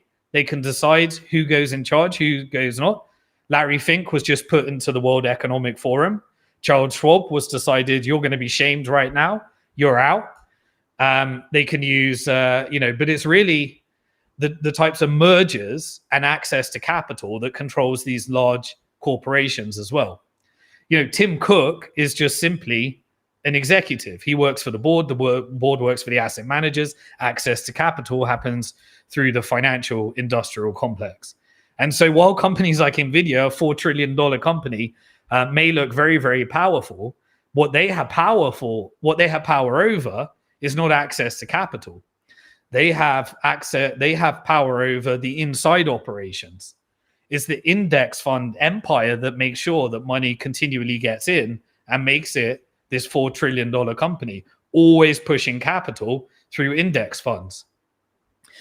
They're constrained essentially by, things like access to semiconductor chips, which are the big geopolitical games with Taiwan, China, BRICS, and various other things. Or access to subsidies, which is when Trump prints the big, beautiful bill for the banks, which get to purchase all of the debt and receive the interest. They can lobby and decide who gets the subsidies as well. These are the constraints upon the large companies. They may controls as well to reset the game. BlackRock wants access to ports and tariff policies and various other things. In the case of defense it may be access to the artificial intelligence chips and contracts that put the constraints on there.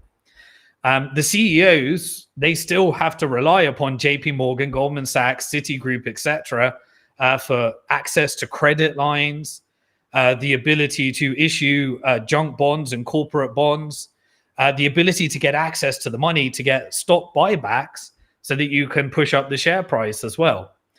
And the capital availability, it's political.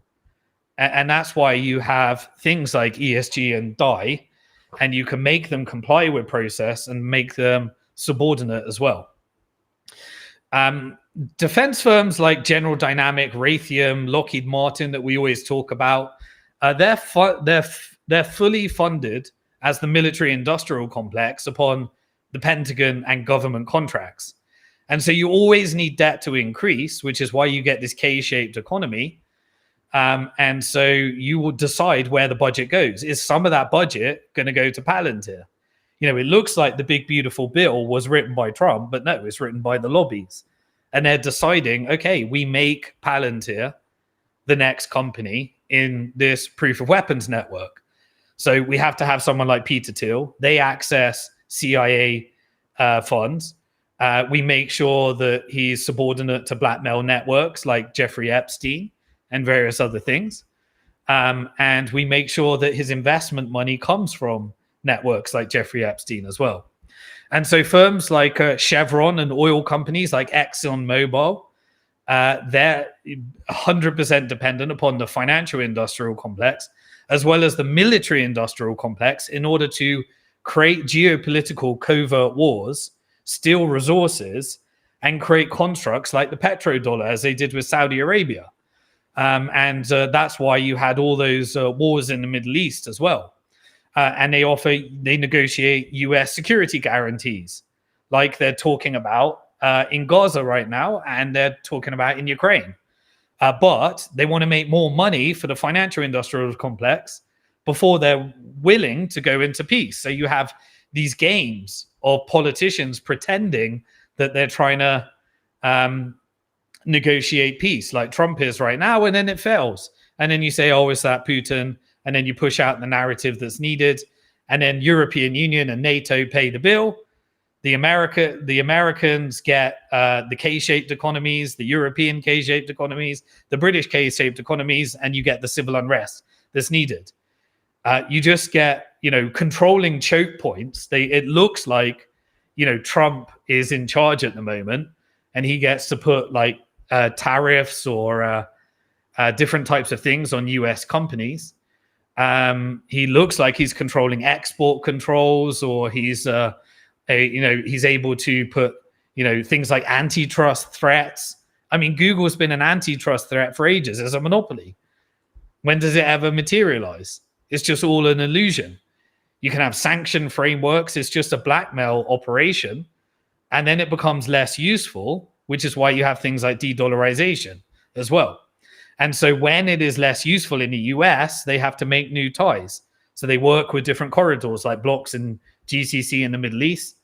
It looks like, Trump's working for the people, and he's the ultimate at it, the whole MAGA narrative. But the whole thing is just theater in order to make you think that politics and left, right, and all that type of stuff is worth engaging in. It's just simply to remind any type of firm that their licenses and their ability to operate within the proof of weapons network means you have to confine to the rules. And this is how the network works. So companies, they're kind of powerful in operational level. They're able to dictate things like deciding on what products they're going to be launching, any type of engineering decisions, any type of marketing. But in terms of their subordinates, at the strategic level, the executives are supported at the strategic level to the board. And the board is elected based upon how much capital you have, which is why BlackRock, State Street, and Vanguard have this whole network of boards, and they're able to operate criminal operations if they choose. And when they want to reset the world order, because there's no nationalist agenda, they can just do block alignment. They can negotiate with, the GCC or BRICS. And when they want to swallow any type of firms into the proof of weapons network, they use their financial weapons of mass destructions. And if they need military operations, they do covert operations.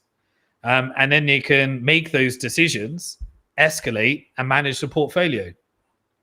But the more civil unrest, the more violence, the more assets they can buy on the cheap, the more dependency on the proof of weapons network, the more they can use capital in order to perpetuate this. And it puts more power to Wall Street, that controls whether you get debt, whether, the dollar is important or not important because it's forced through these networks, whether you get access to global bond issuance in the debt markets as well. It means that firms must obey the proof of weapons network. And there are basically competing countries like Saudi Arabia that said, we won't have a central bank. We won't allow for vassalization. China and Russia and do the same. And so then you have sovereign nations negotiating with the proof of weapons network that is collectively vassalizing the West or anybody that allows it in. And so these are the types of negotiations that you're seeing right now. So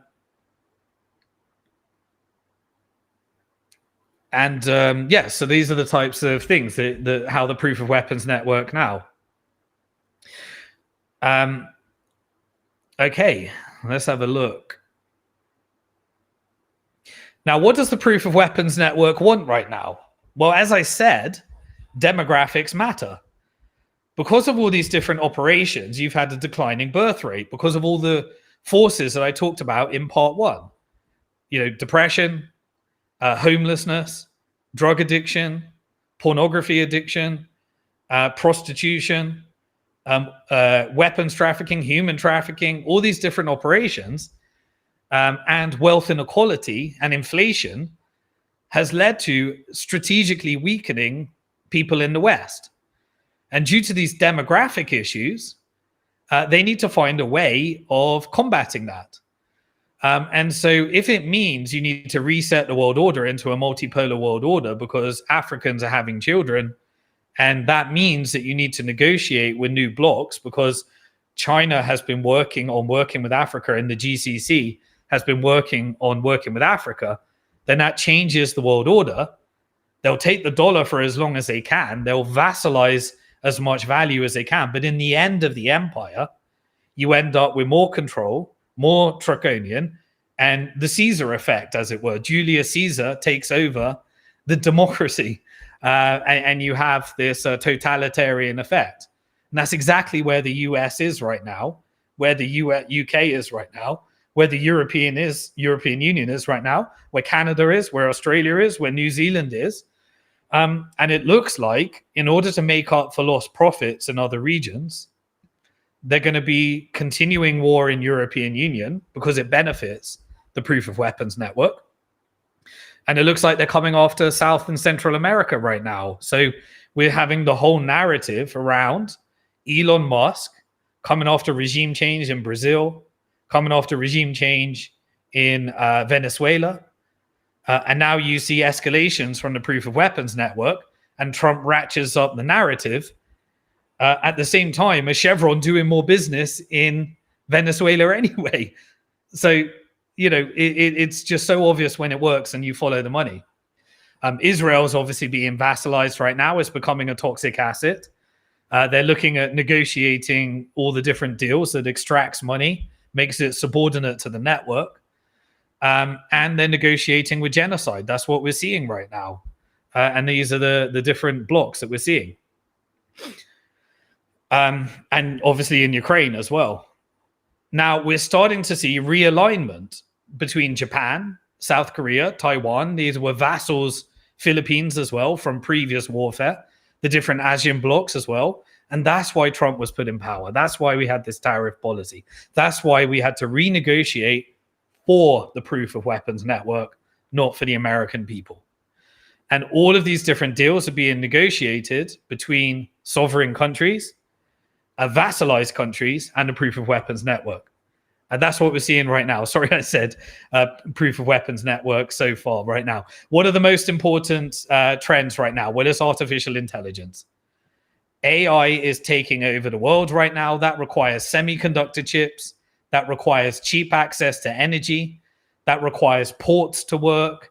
And that requires rare earth minerals in order to make all of these different things work.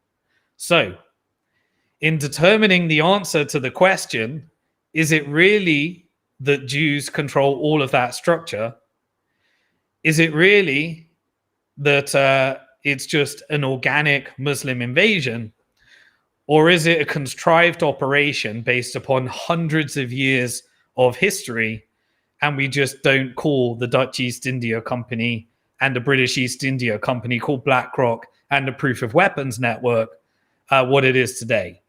I believe that the reality that there is today is that there is a pension crisis due to demographic issue. Why? Because of wars. Wars meant you had this boomer class where they were all having children at the same time, and now they're retiring. And it's at the end of a debt-based Ponzi scheme. And the Proof of Weapons Network doesn't want to share their profits and make payouts. And so what are you going to do? Governments are broke.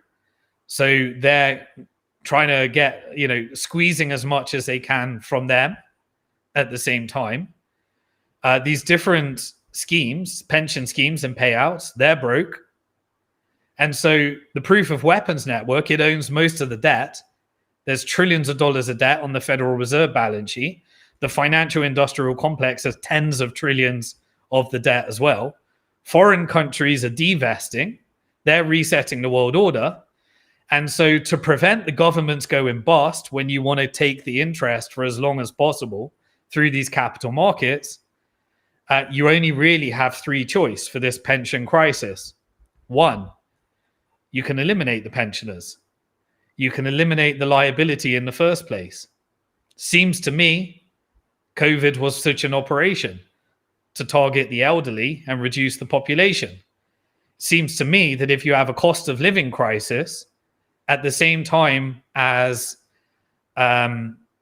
excessive debt, then you get IMF coming in like it's about to do for France and UK.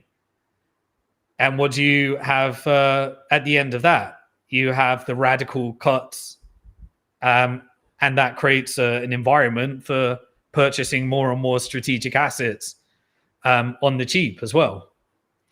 So when you have a cost of living crisis, there were people that were choosing between eating and heating, particularly pensioners. Extreme thoughts, but that's one way of solving the pension crisis. What's another way of solving the pension crisis? Well, you could flood the West with productive immigrants, and they could become low taxpayers. And because the birth rates are low and you haven't got the population you need, you could have the productive ones paying the tax. Or you could reset the world order to where you can get access to cheaper labor in the global south. And at the same time,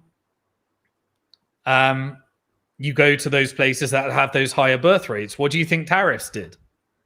Tariffs is about realigning strategic negotiation, realigning capital, and you can solve these demographic issues by going to a multipolar world order because the West isn't producing the labor force you need.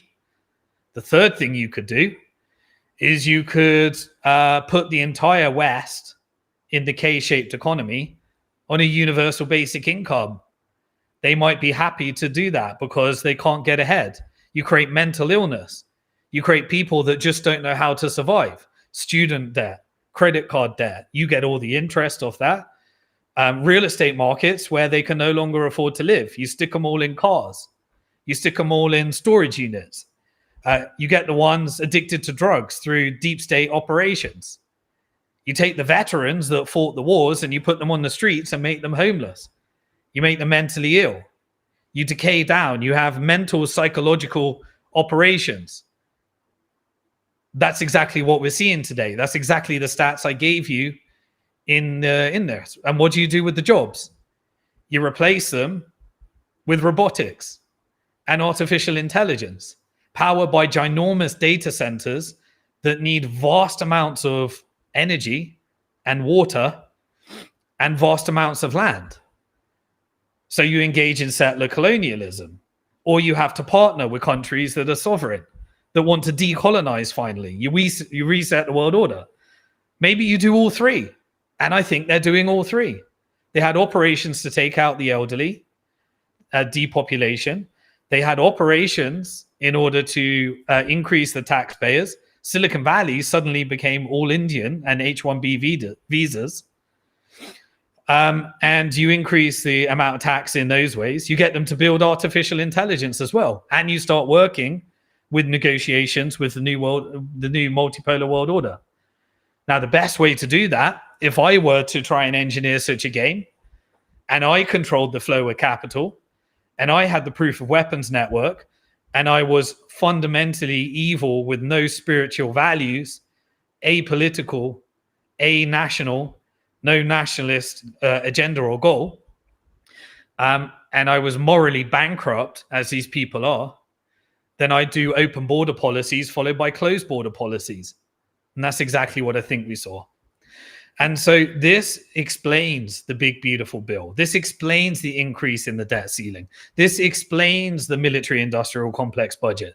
This explains the technocracy that America is transitioning to. This explains the budget for Ukraine over British people. This explains why nuclear power plants were shut down at the same time as taking off Russian oil to destroy the manufacturing base of Germany. This explains why there's going to be central bank digital currencies in Europe. This explains why there's going to be stable coins based upon technical companies, and banks are going to get the preferential treatment. This explains in the multipolar world why gold is reaching new all-time highs with central banks accumulating gold, while stock valuations are reaching new all-time high despite the K-shaped economy and don't reflect the value of the economy anymore. This explains why real estate goes up, but people can't afford their houses and people are just buying it with cash. And this explains why they might want to accumulate some Bitcoin in a multipolar world order and leverage it as a negotiation chip when they want to ditch the dollar eventually, when it no longer works, when it no longer serves the interest. Let's call it an operation. It's Operation Vassalization. And that's exactly what it is doing. The first part is to vassalize all of the individuals. How do you vassalize individuals? You make them debt slaves. Credit card, student debt, mortgages, cost of living crisis, rollover debt. I heard that people are taking out tacos out of machines and they're being offering payment plans plus interest in order to buy a taco to eat at a machine. Turn the whole thing into subscription models so they can afford their debt. All of their income, banks take out anyone that's got money and only works with those that are debt slaves to the system. FICO score, social credit scores. Every accusation is a confession. They accuse it of happening in China. It's happening in US on a scale we've never seen before. In China, it only happens to the businesses, the social credit score. The individuals didn't have one, but it's coming to America. So that's how you vassalize the individuals. You even give them, you can only access water resources if you have a carbon credit score. Tokenize everything. Make it where they have their personal ESG score. So that's how you vassalize the individual. What else do you need to do in Operation Vassalization? You vassalize the corporations. How do you do that? You financialize and you securitize everything. By financialize, securitize, and tokenize everything, those that are the Cantillon effect, those are closest to the money printer, they get to actually borrow money and get their stock buybacks. That pushes them deeper into debt further. Elon Musk, even though he's meant to be the richest man in the world, To buy Twitter, he had to borrow against his stock. Who do you think he had to go to? He had to go to Saudi Arabia, GCC, Qataris, Emiratis, and the Proof of Weapons Network. And there were terms and conditions attached to that. And that's why they created Silicon Valley. This is why I wanted to get debt free, so that I no longer, this is why I bought more Bitcoin every single month, individual level, so I'm not vassalized into that. So I don't have to sell my soul to the devil, get sponsorship on this channel, go, all the different things that you need when you were a debt slave. That's how they control media. That's why I didn't take money from Silicon Valley. That's why I had a Bitcoin strategic reserve in our company. That's why I didn't go public, because once you are public, Michael Saylor, you are a tool of the agenda. And there's no escaping that. There's no public company that can escape that. This is not about whether you like these characters, whether you worship them, whether you idol worship these entrepreneurs. They were made because they sold their soul to the Proof of Weapons Network in order to access the capital. Find one that doesn't have debt, doesn't have a public company, didn't take Silicon Valley money, and has got actual Bitcoin self-sovereign wealth. Then you can find someone that is actually sovereign. What else do you need to do? You need to vassalize countries. That's part 3. So you have the financial industrial complex. You have the military industrial complex. You have covert operations. You create civil unrest in a country, and then you infiltrate the protest. What was Arab Spring? What was the recent student protests in Bangladesh? Bangladesh was negotiating with China in its Belt and Road Initiative. The Proof of Weapons Network didn't like that. You infiltrate, you change the government. And you like as many dictators or evil people to be in charge. You're not putting democracies. Democracies, yeah, you're able to vassalize those and create the harder process, but you prefer different types of dictator leaders as well. Then with the countries, you can install your technology through Starlink, Elon, by having access to the internet services, space, satellites, surveillance. And that's the technical industrial complex. That's exactly what Palantir is building. And that's why you create wars. That's why the profits have to remain in the Proof of Weapons Network. If you have peace somewhere, because you're profiting from the rebuild or the technology, you have to have violence somewhere else. And this is, as what I think we're witnessing, is you just need to believe their narrative, and so they perpetuate the narratives. This is a destabilization and vassalization campaign and tactics used by the West that used to be used on the rest of the world, that is now cannibalizing and being used by itself, by the Proof of Weapons Network, on the countries of the West. And that's why the stats are there. And so what I'd like to do is I'm just going to play, we got one more blog post as well, because I want to go a little bit deeper into a blog post I created on what the end game actually is. Where does this end for the West, so that you can decide whether I'm just some crazy conspiracy theorist doomer or whether I followed the money accurately. And then you can judge me based upon what actually comes next. Because even though you may think I'm crazy, it very accurately tends to get you ahead of the trend. And I want you, as a listener of Bitcoin Hard Talk, to get ahead of the trend. So Azad, let's play the third AI summary. This is clip number 4. And this is on what is the Proof of Weapons Network endgame. And we're going to be publishing a blog next week with what you would have called conspiracy theories in the past, but seem to be and predicting what is happening right now in the collective West. So Azad, let's play the 4th clip and the third AI summary. Welcome to the deep dive. Okay, let's unpack this. Have you ever scrolled online, maybe late at night, and seen something that just made you stop, scroll back, and think, wait, did I really just read that? Oh, absolutely. That happens more and more, I think. Right. Well, that exact feeling is what sparked today's deep dive. We're plunging into a really fascinating and maybe unsettling corner of the internet today. We're looking at how a prominent voice, Simon Dixon, reacted to an X post. This post was from Wide Awake Media, and it featured an AI chatbot, ChatGPT, apparently prompted to expose what some people are calling a technocratic agenda. And what's really interesting here, I think, isn't just the content, the claims themselves, but how this all surfaced. Through an AI prompted by a user, then suddenly blowing up online. Yeah. It perfectly highlights how we navigate these complex stories today, doesn't it? Makes it super important to understand the sources and the different perspectives involved. Yeah, absolutely. So our mission today really is to carefully try and pull apart Simon Dixon's analysis from the specific claims made in that Wide Awake Media X thread. Right. We're trying to give you the clearest possible picture of both sides. We're not taking a stance, just laying out what was said. Exactly.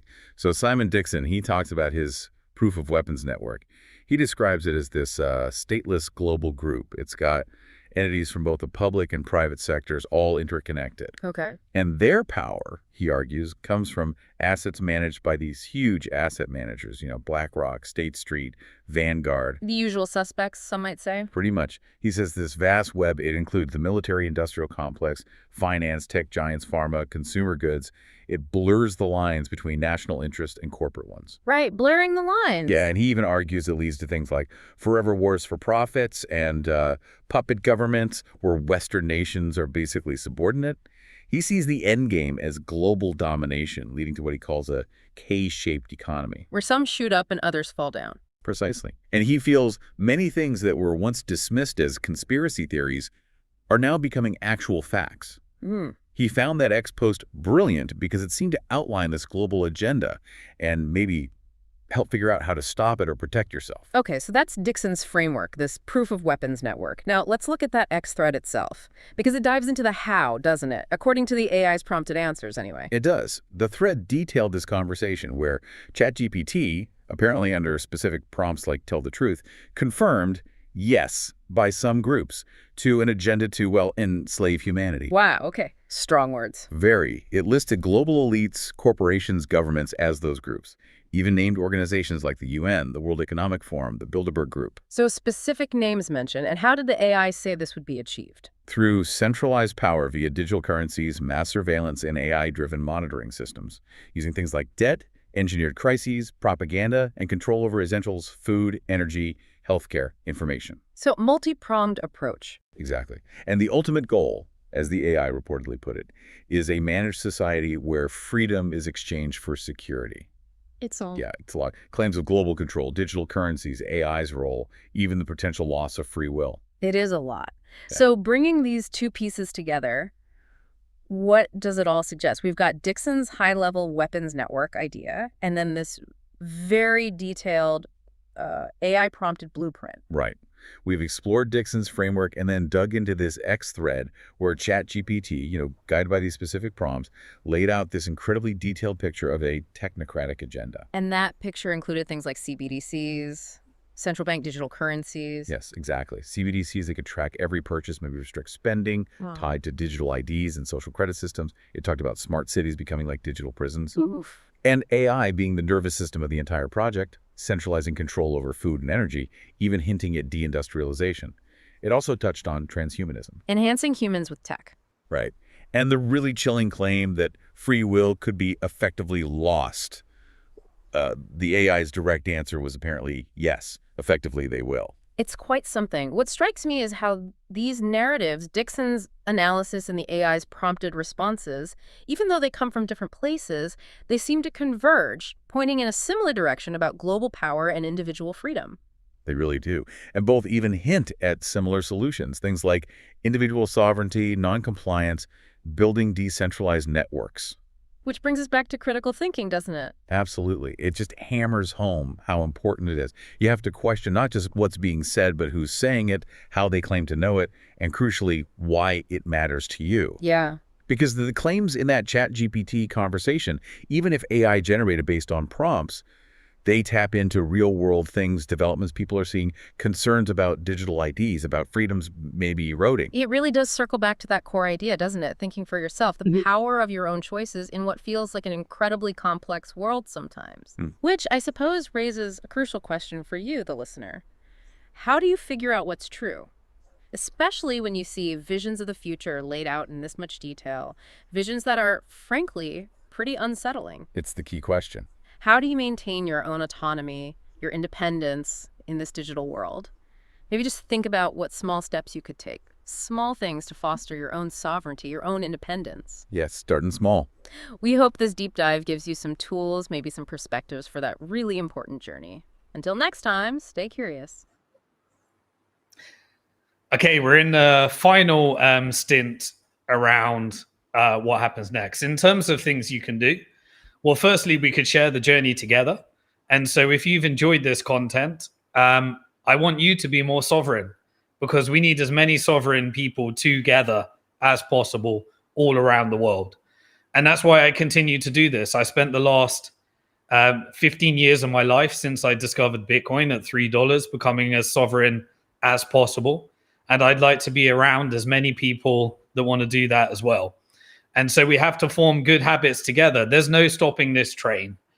We can see where we're going, but we can build resistance against it. We can opt out and we can boycott. This system is coming, and it's going to be a K-shaped economy. Everybody's going to be on a universal basic income, or you're going to be on some kind of sovereign standard. You're either going to be opting out off the grid, or you're in the grid already. It's already too late. And so you need the tools that can fight back against the proof of weapons network. I believe proof of work is the way to do that. And I can point you to more blogs at the end of where you can start to build the habits so that we can become more sovereign together. So what is the proposed solution from the proof of weapons network? Well, it's clear to me that the proposed solution is that they're moving towards pre-crime. And it's going to be done via a technocracy. And it starts next week in the US, according to the media narrative, because they gave you the open border policy. They gave you the closed borders. They gave you the mass deportation narrative, which wasn't delivered upon. The closed borders was, but the mass deportation wasn't.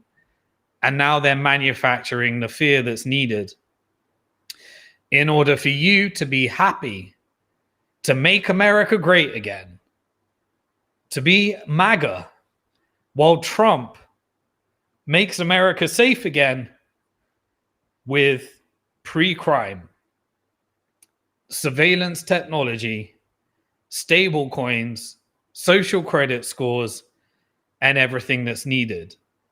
So what are we seeing this week? And what we'll be doing when we go back to next week, I normally do this week in Bitcoin, this week in macro, and this week in geopolitics. But what I'd ask for you to do is let's share this journey together every week. So if you've been watching this video and you're not a subscriber on YouTube, do me a favor. Hit the subscribe button, hit the bell symbol, hit all. We need to build our online communities as well as your local communities as well, because it's going to be in the localization as well as the being able to work together and share this journey together that's going to be our strength.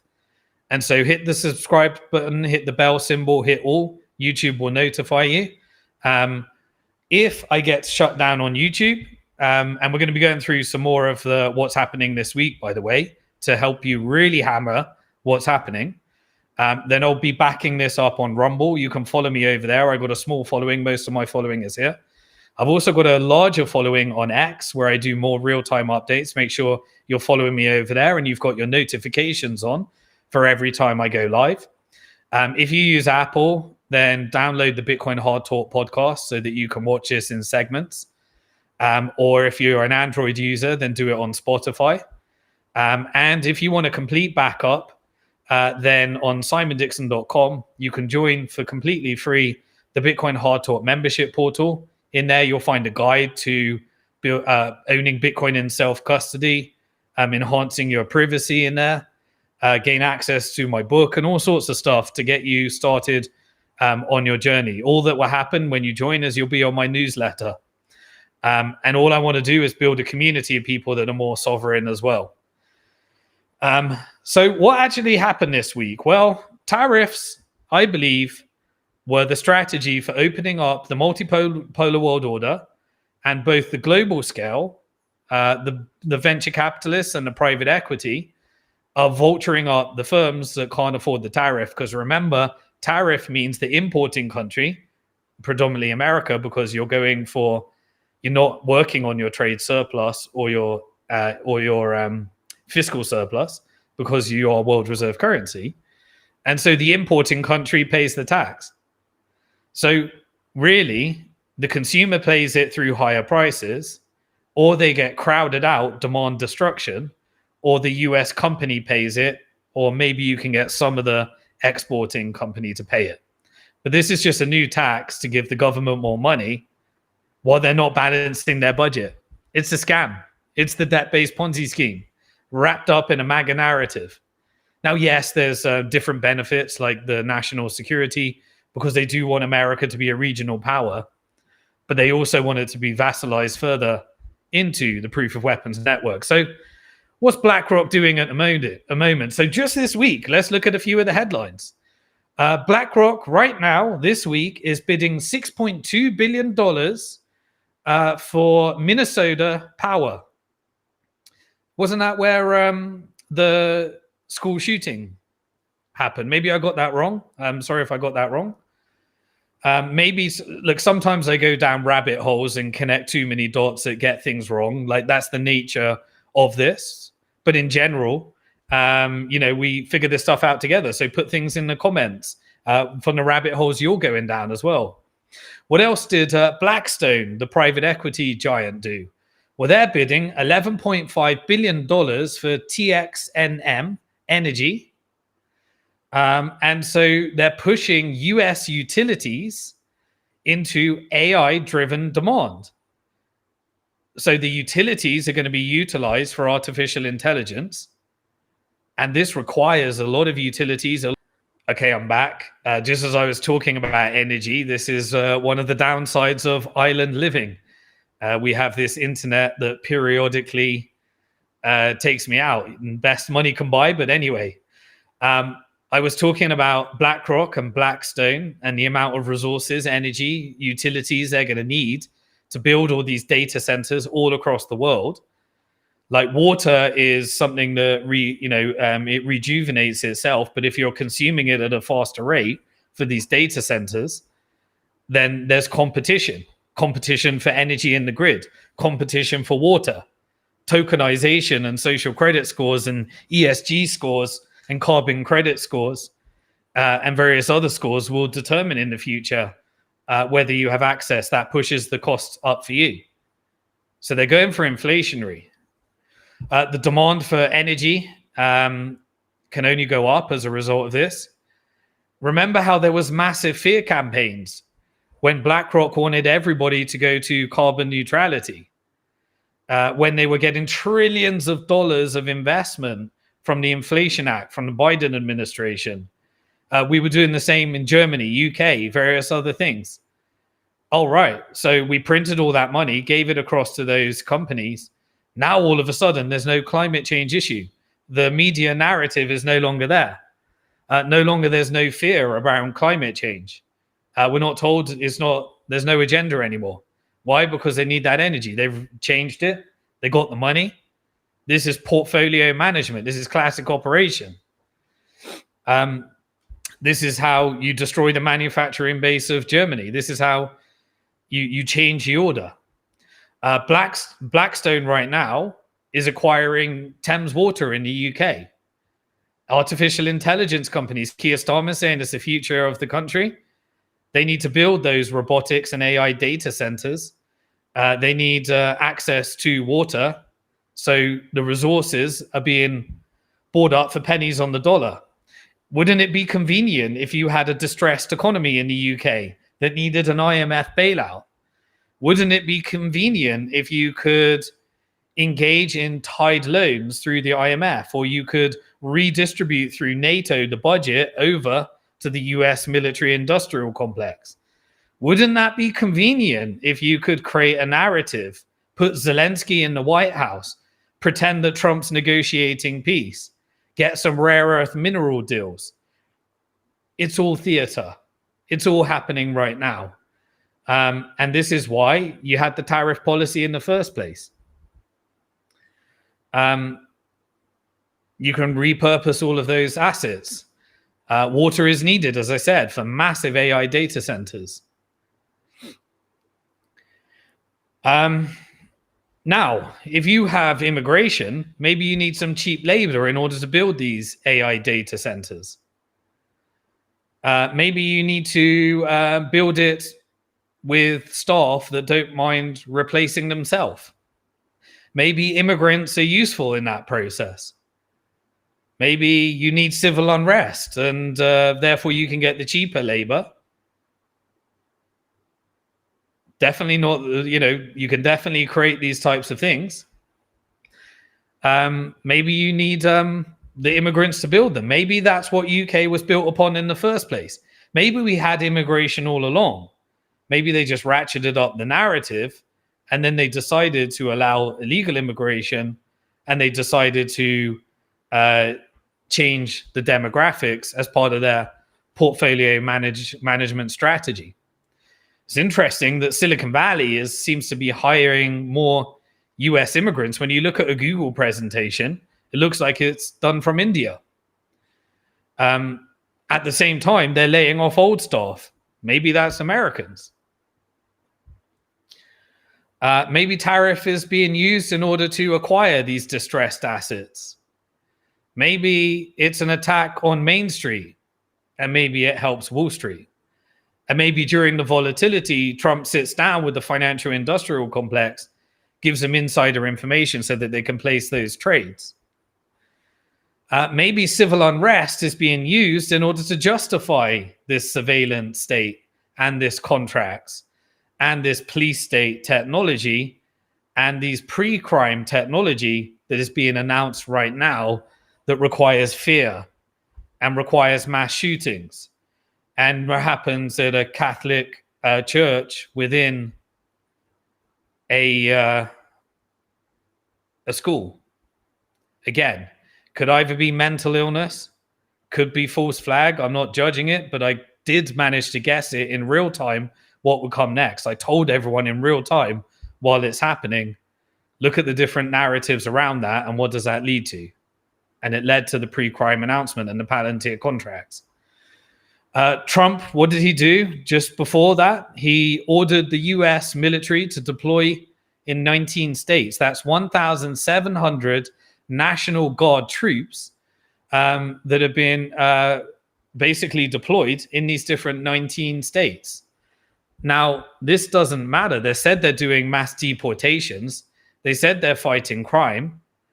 Crime's not going down, and the mass deportations are actually slightly lower than under Biden. But who's behind these military forces? Who's ICE? ICE isn't enforcing immigration law. They're essentially being paid for every arrest. They're being paid now that they've got prison cells across Latin America and different regions like El Salvador. They're being paid for every single arrest.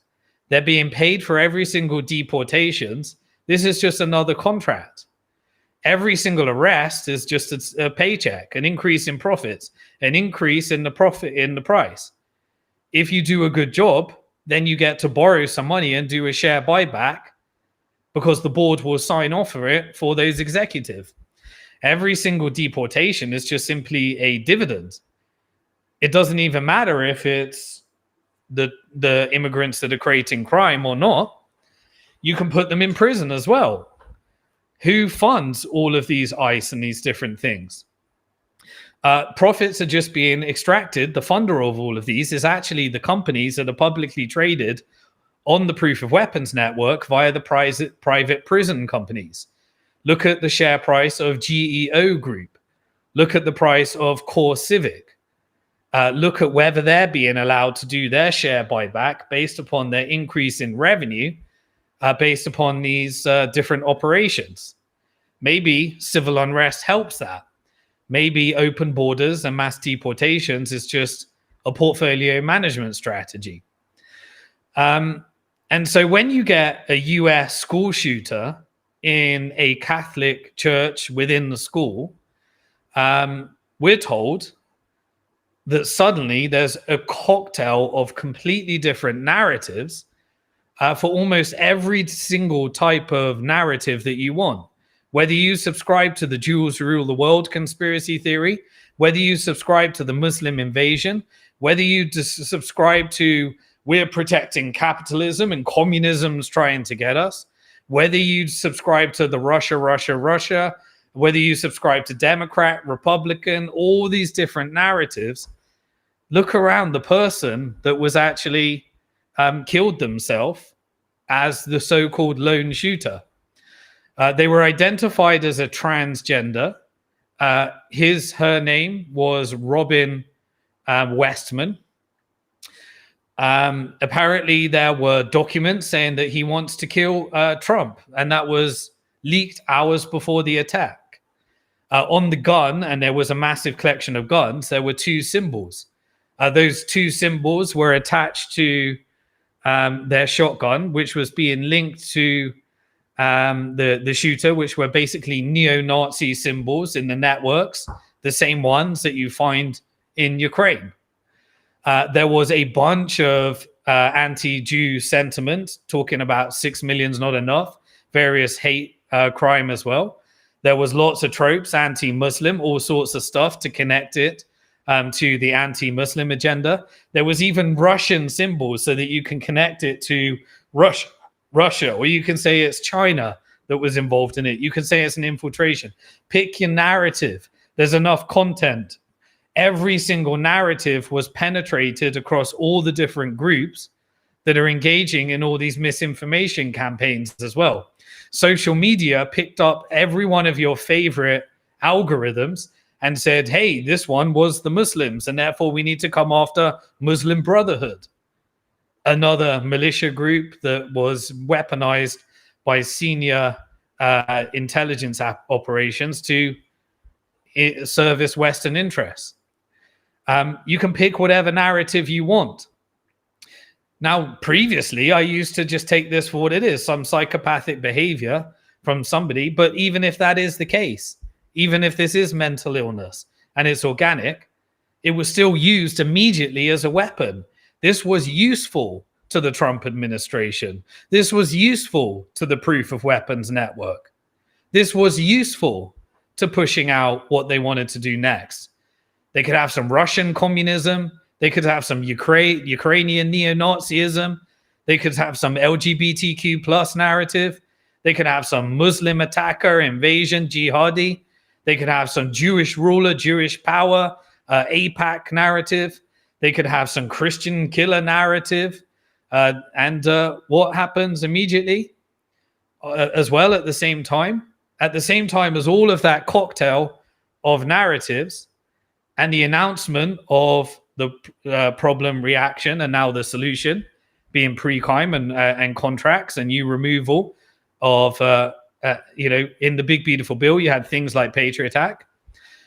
You have 3 warships, they're being sent to Venezuela's coast to spark off tensions with Latin America again, at the same time as saying Venezuela's doing all the drug crime, knowing full well that the CIA is doing the drug crime, knowing full well that that's how it's happening and it's allowed to enter.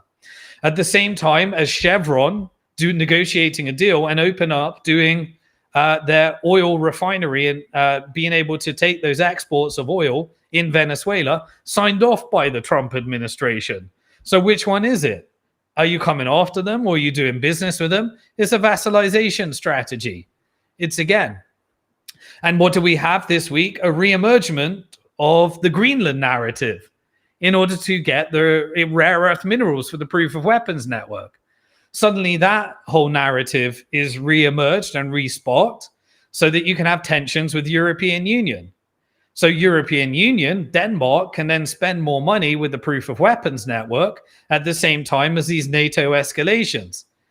And then what did we have? We had Elon Musk that revived the old grooming gang cover up and the crimes that were committed there.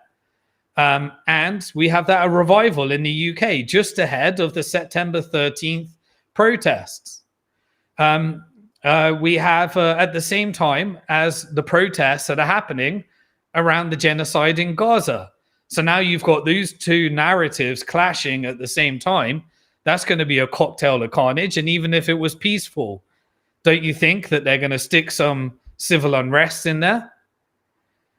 You also got the pro-deportation protests outside the hotels in the UK. You've got these illegal immigrants that are being put in hotels, and then you've got your people that want to push all the different videos from every different side. This is all to create civil unrest. This is all to have useful idiots. This is all to serve the proof of weapons network while you're thinking it's some other type of thing. And you're going to be like, all we need to do is vote for the next politician. Nigel Farage will save it. You don't think he's already lined up? You don't think he's already got his role? Come on. They're all owned by the lobbies. They all serve a purpose, and they all serve the same agenda in the end. And immediately, one day after the shooting incident in the US and all of this stuff happened, you have Palantir being pitched as the complete solution that is going to solve everything. And so where does it even lead to? They even pitched it as Israeli grade technology. This is also Operation Blame Shift in order to gaslight everybody that is at the edge of mental illness as a result of consuming all of this absolute gaslighting, because they need you mentally weak. They need you weak, not having children, engaged in distractions, and they're gaslighting you to the highest level because these are the same psychological operations that this empire has always used around the world, and now they're using it on you. So we're going to exit with one final clip where you can see exactly what solution has been proposed for you. And I did this, this is a different clip like I covered in the beginning. And if you joined late, make sure you go back to the beginning so you can see all the stats and see how this fits together. And at the end of this, I'm going to share where you can get all these different blogs and all the links and everything you can do next and how to opt out and how to engage in that. So Azad, let's play the fifth and final clip of the solution that you are being fed right now, pre-crime. Aaron Cohen, Gideon AI trailer. Let's play it very quickly. Gideon is the first real-time AI system built to detect threats online before they become attacks. Anonymous networks flagging behavior, predicting danger. We don't get a second chance. Let's not miss the next one. 15 seconds, Aaron. You're talking about stopping mass shootings, attacks in Boulder before they start. Trace, I'm building the first AI-driven threat prediction platform for law enforcement. They're flying blind right now. I've got an elite team of engineers from Palantir. I've got law enforcement agencies lined up. 76% of these mass attackers posted some type of grievance online. This is America's early warning detection system. If you're a chief out there, reach out to me and get on my pilot. And if you're a VC, I'm about to open my seed round. Partner with me and let's make America safe again and get cops the tools they need. I mean, how dumb do you have to believe? Doesn't that just epitomize everything in a few seconds in one clip? You're being told that you need to make America safe again by opting into pre-crime and technology that puts you in mass surveillance, social credit scores, will be weaponized against you as a tool. And if you're a VC, this slick oil salesperson that's done a partnership with Palantir, which received money in the big beautiful bill from the Trump administration, is taking on and pitching to Silicon Valley while he's already got the partnership with Palantir, who's the highest performing stock on Wall Street, while you're investing through BlackRock ETFs, through your pension, in your demise, so that this can be weaponized against you because you're protecting your borders. The whole thing was a sham.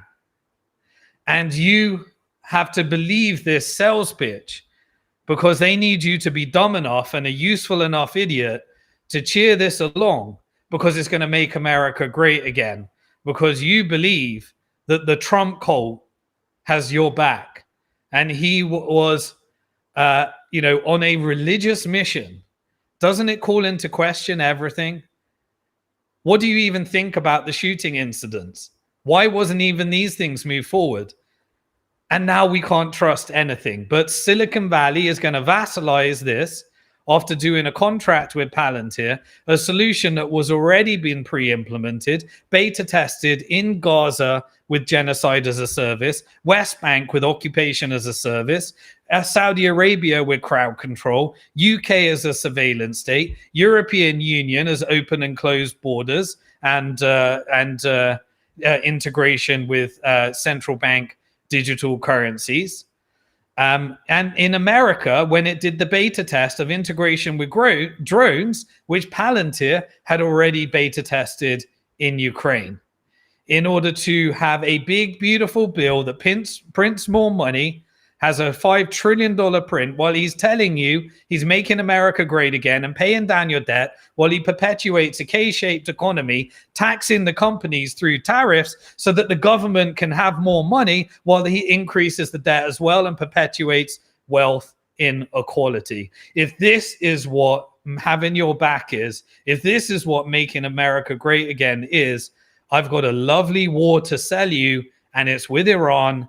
And it's going to be to protect America from an invasion, because this Islamist terrorist jihadi is on a warship right now, in a UFO, on a drone, making his way into the US borders, because Hamas is about to take over the borders and invade your country and take you down, because he wants to take away your freedom and take away all of your freedoms and rights. Because you believe in all of this bullshit that you're being sold, because it's your country doing it to yourself and cannibalizing upon yourself. You just have to believe that the enemy is somebody else. Once you can correctly diagnose, once you can understand the truth, then we can work on how to get to peace. The enemy is the proof of weapons network, and they need your money. And so if you want to boycott the Federal Reserve, you need to put money outside the system. The best way I know to do that is to not save in BlackRock financial products and the S&P 500, but to save in Bitcoin or save in gold if you prefer physicality. If you would like to boycott the system, don't buy the gold ETF, don't buy the Bitcoin ETF, buy it in self-custody. And boycott BlackRock. Don't give them more power. If you would like to boycott the banks and the financial industrial complex, save and buy more Bitcoin every single month, is outperform the proof of weapons network, whatever asset class you invest in historically. Can't say it will happen in the future, but I believe it will. And so therefore, you can put yourself in a position of wealth where you don't borrow against your Bitcoin, because they want your Bitcoin in an ETF to be collateral for your next mortgage loan. So they can rug pull away your Bitcoin and they can create more fiat currency with your Bitcoin as collateral. And Howard Lutnick would love to, through Cantor Fitzgerald and all these Bitcoin treasury companies, sell you a stock or a loan or a custody relationship instead of holding it in self-custody. The banks by taking on no debt. And if you continue to do that with a long-term plan and own more Bitcoin each month than last month, then maybe you may just be buying your house and you're not a customer of the bank because they hate you, because they want debt slaves. And maybe you can retain more money and you can direct the flow of your capital and you can invest that in local business or invest in local decentralized businesses that help your community and don't help the proof of weapons network. And maybe you can start financing some of those loans or financing some of those equity investments. Or maybe you can do it in a way that is compliant with original theological Christian and Islamic beliefs that doesn't involve interest or riba. All I can tell you is that I will keep updating because you are alive at one of the most interesting and, if you're on the right side, exciting times in financial history. Most are going to get hurt. Others are going to do well. I want you to be on the right side of this change.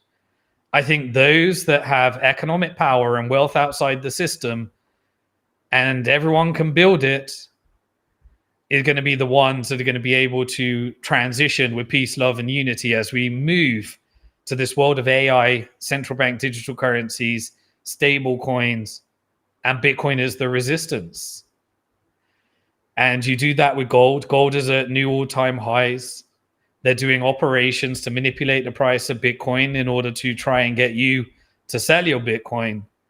And you don't need to worry, because the cheaper it gets, the cheaper you get to buy it from when you swap out that dirty fiat currency created by the proof of weapons network and convert it to peaceful proof of work.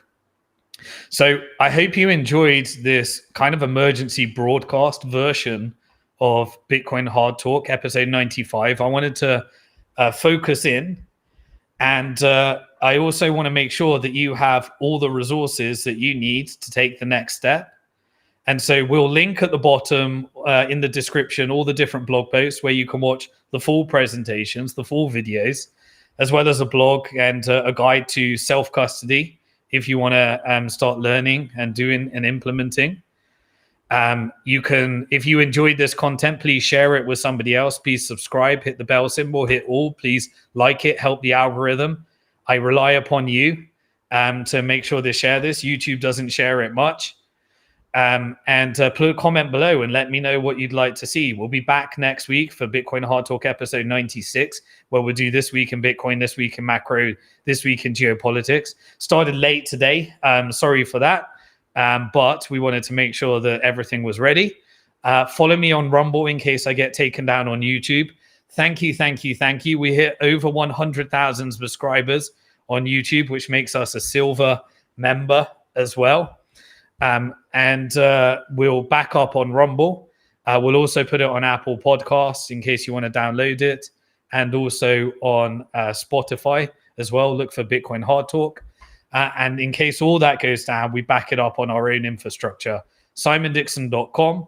Sign up to the Bitcoin Hard Talk membership portal for free. You need a username and a login, and I'll give you all the guides to self-custody and all the different resources that you need. And exchange, I'll put you on my weekly newsletter, because as we transition, we need a community of sovereign people as much as possible. And I want to share that journey with you. So hopefully we can do it with peace. I'll see you this time next week. I hope you enjoyed Bitcoin Hard Talk episode 95. Pre-crime and the Muslim invasion narrative, PSYOP, as well as the Jews rule the world conspiracy, PSYOP, to distract you from the proof of weapons network. Peace.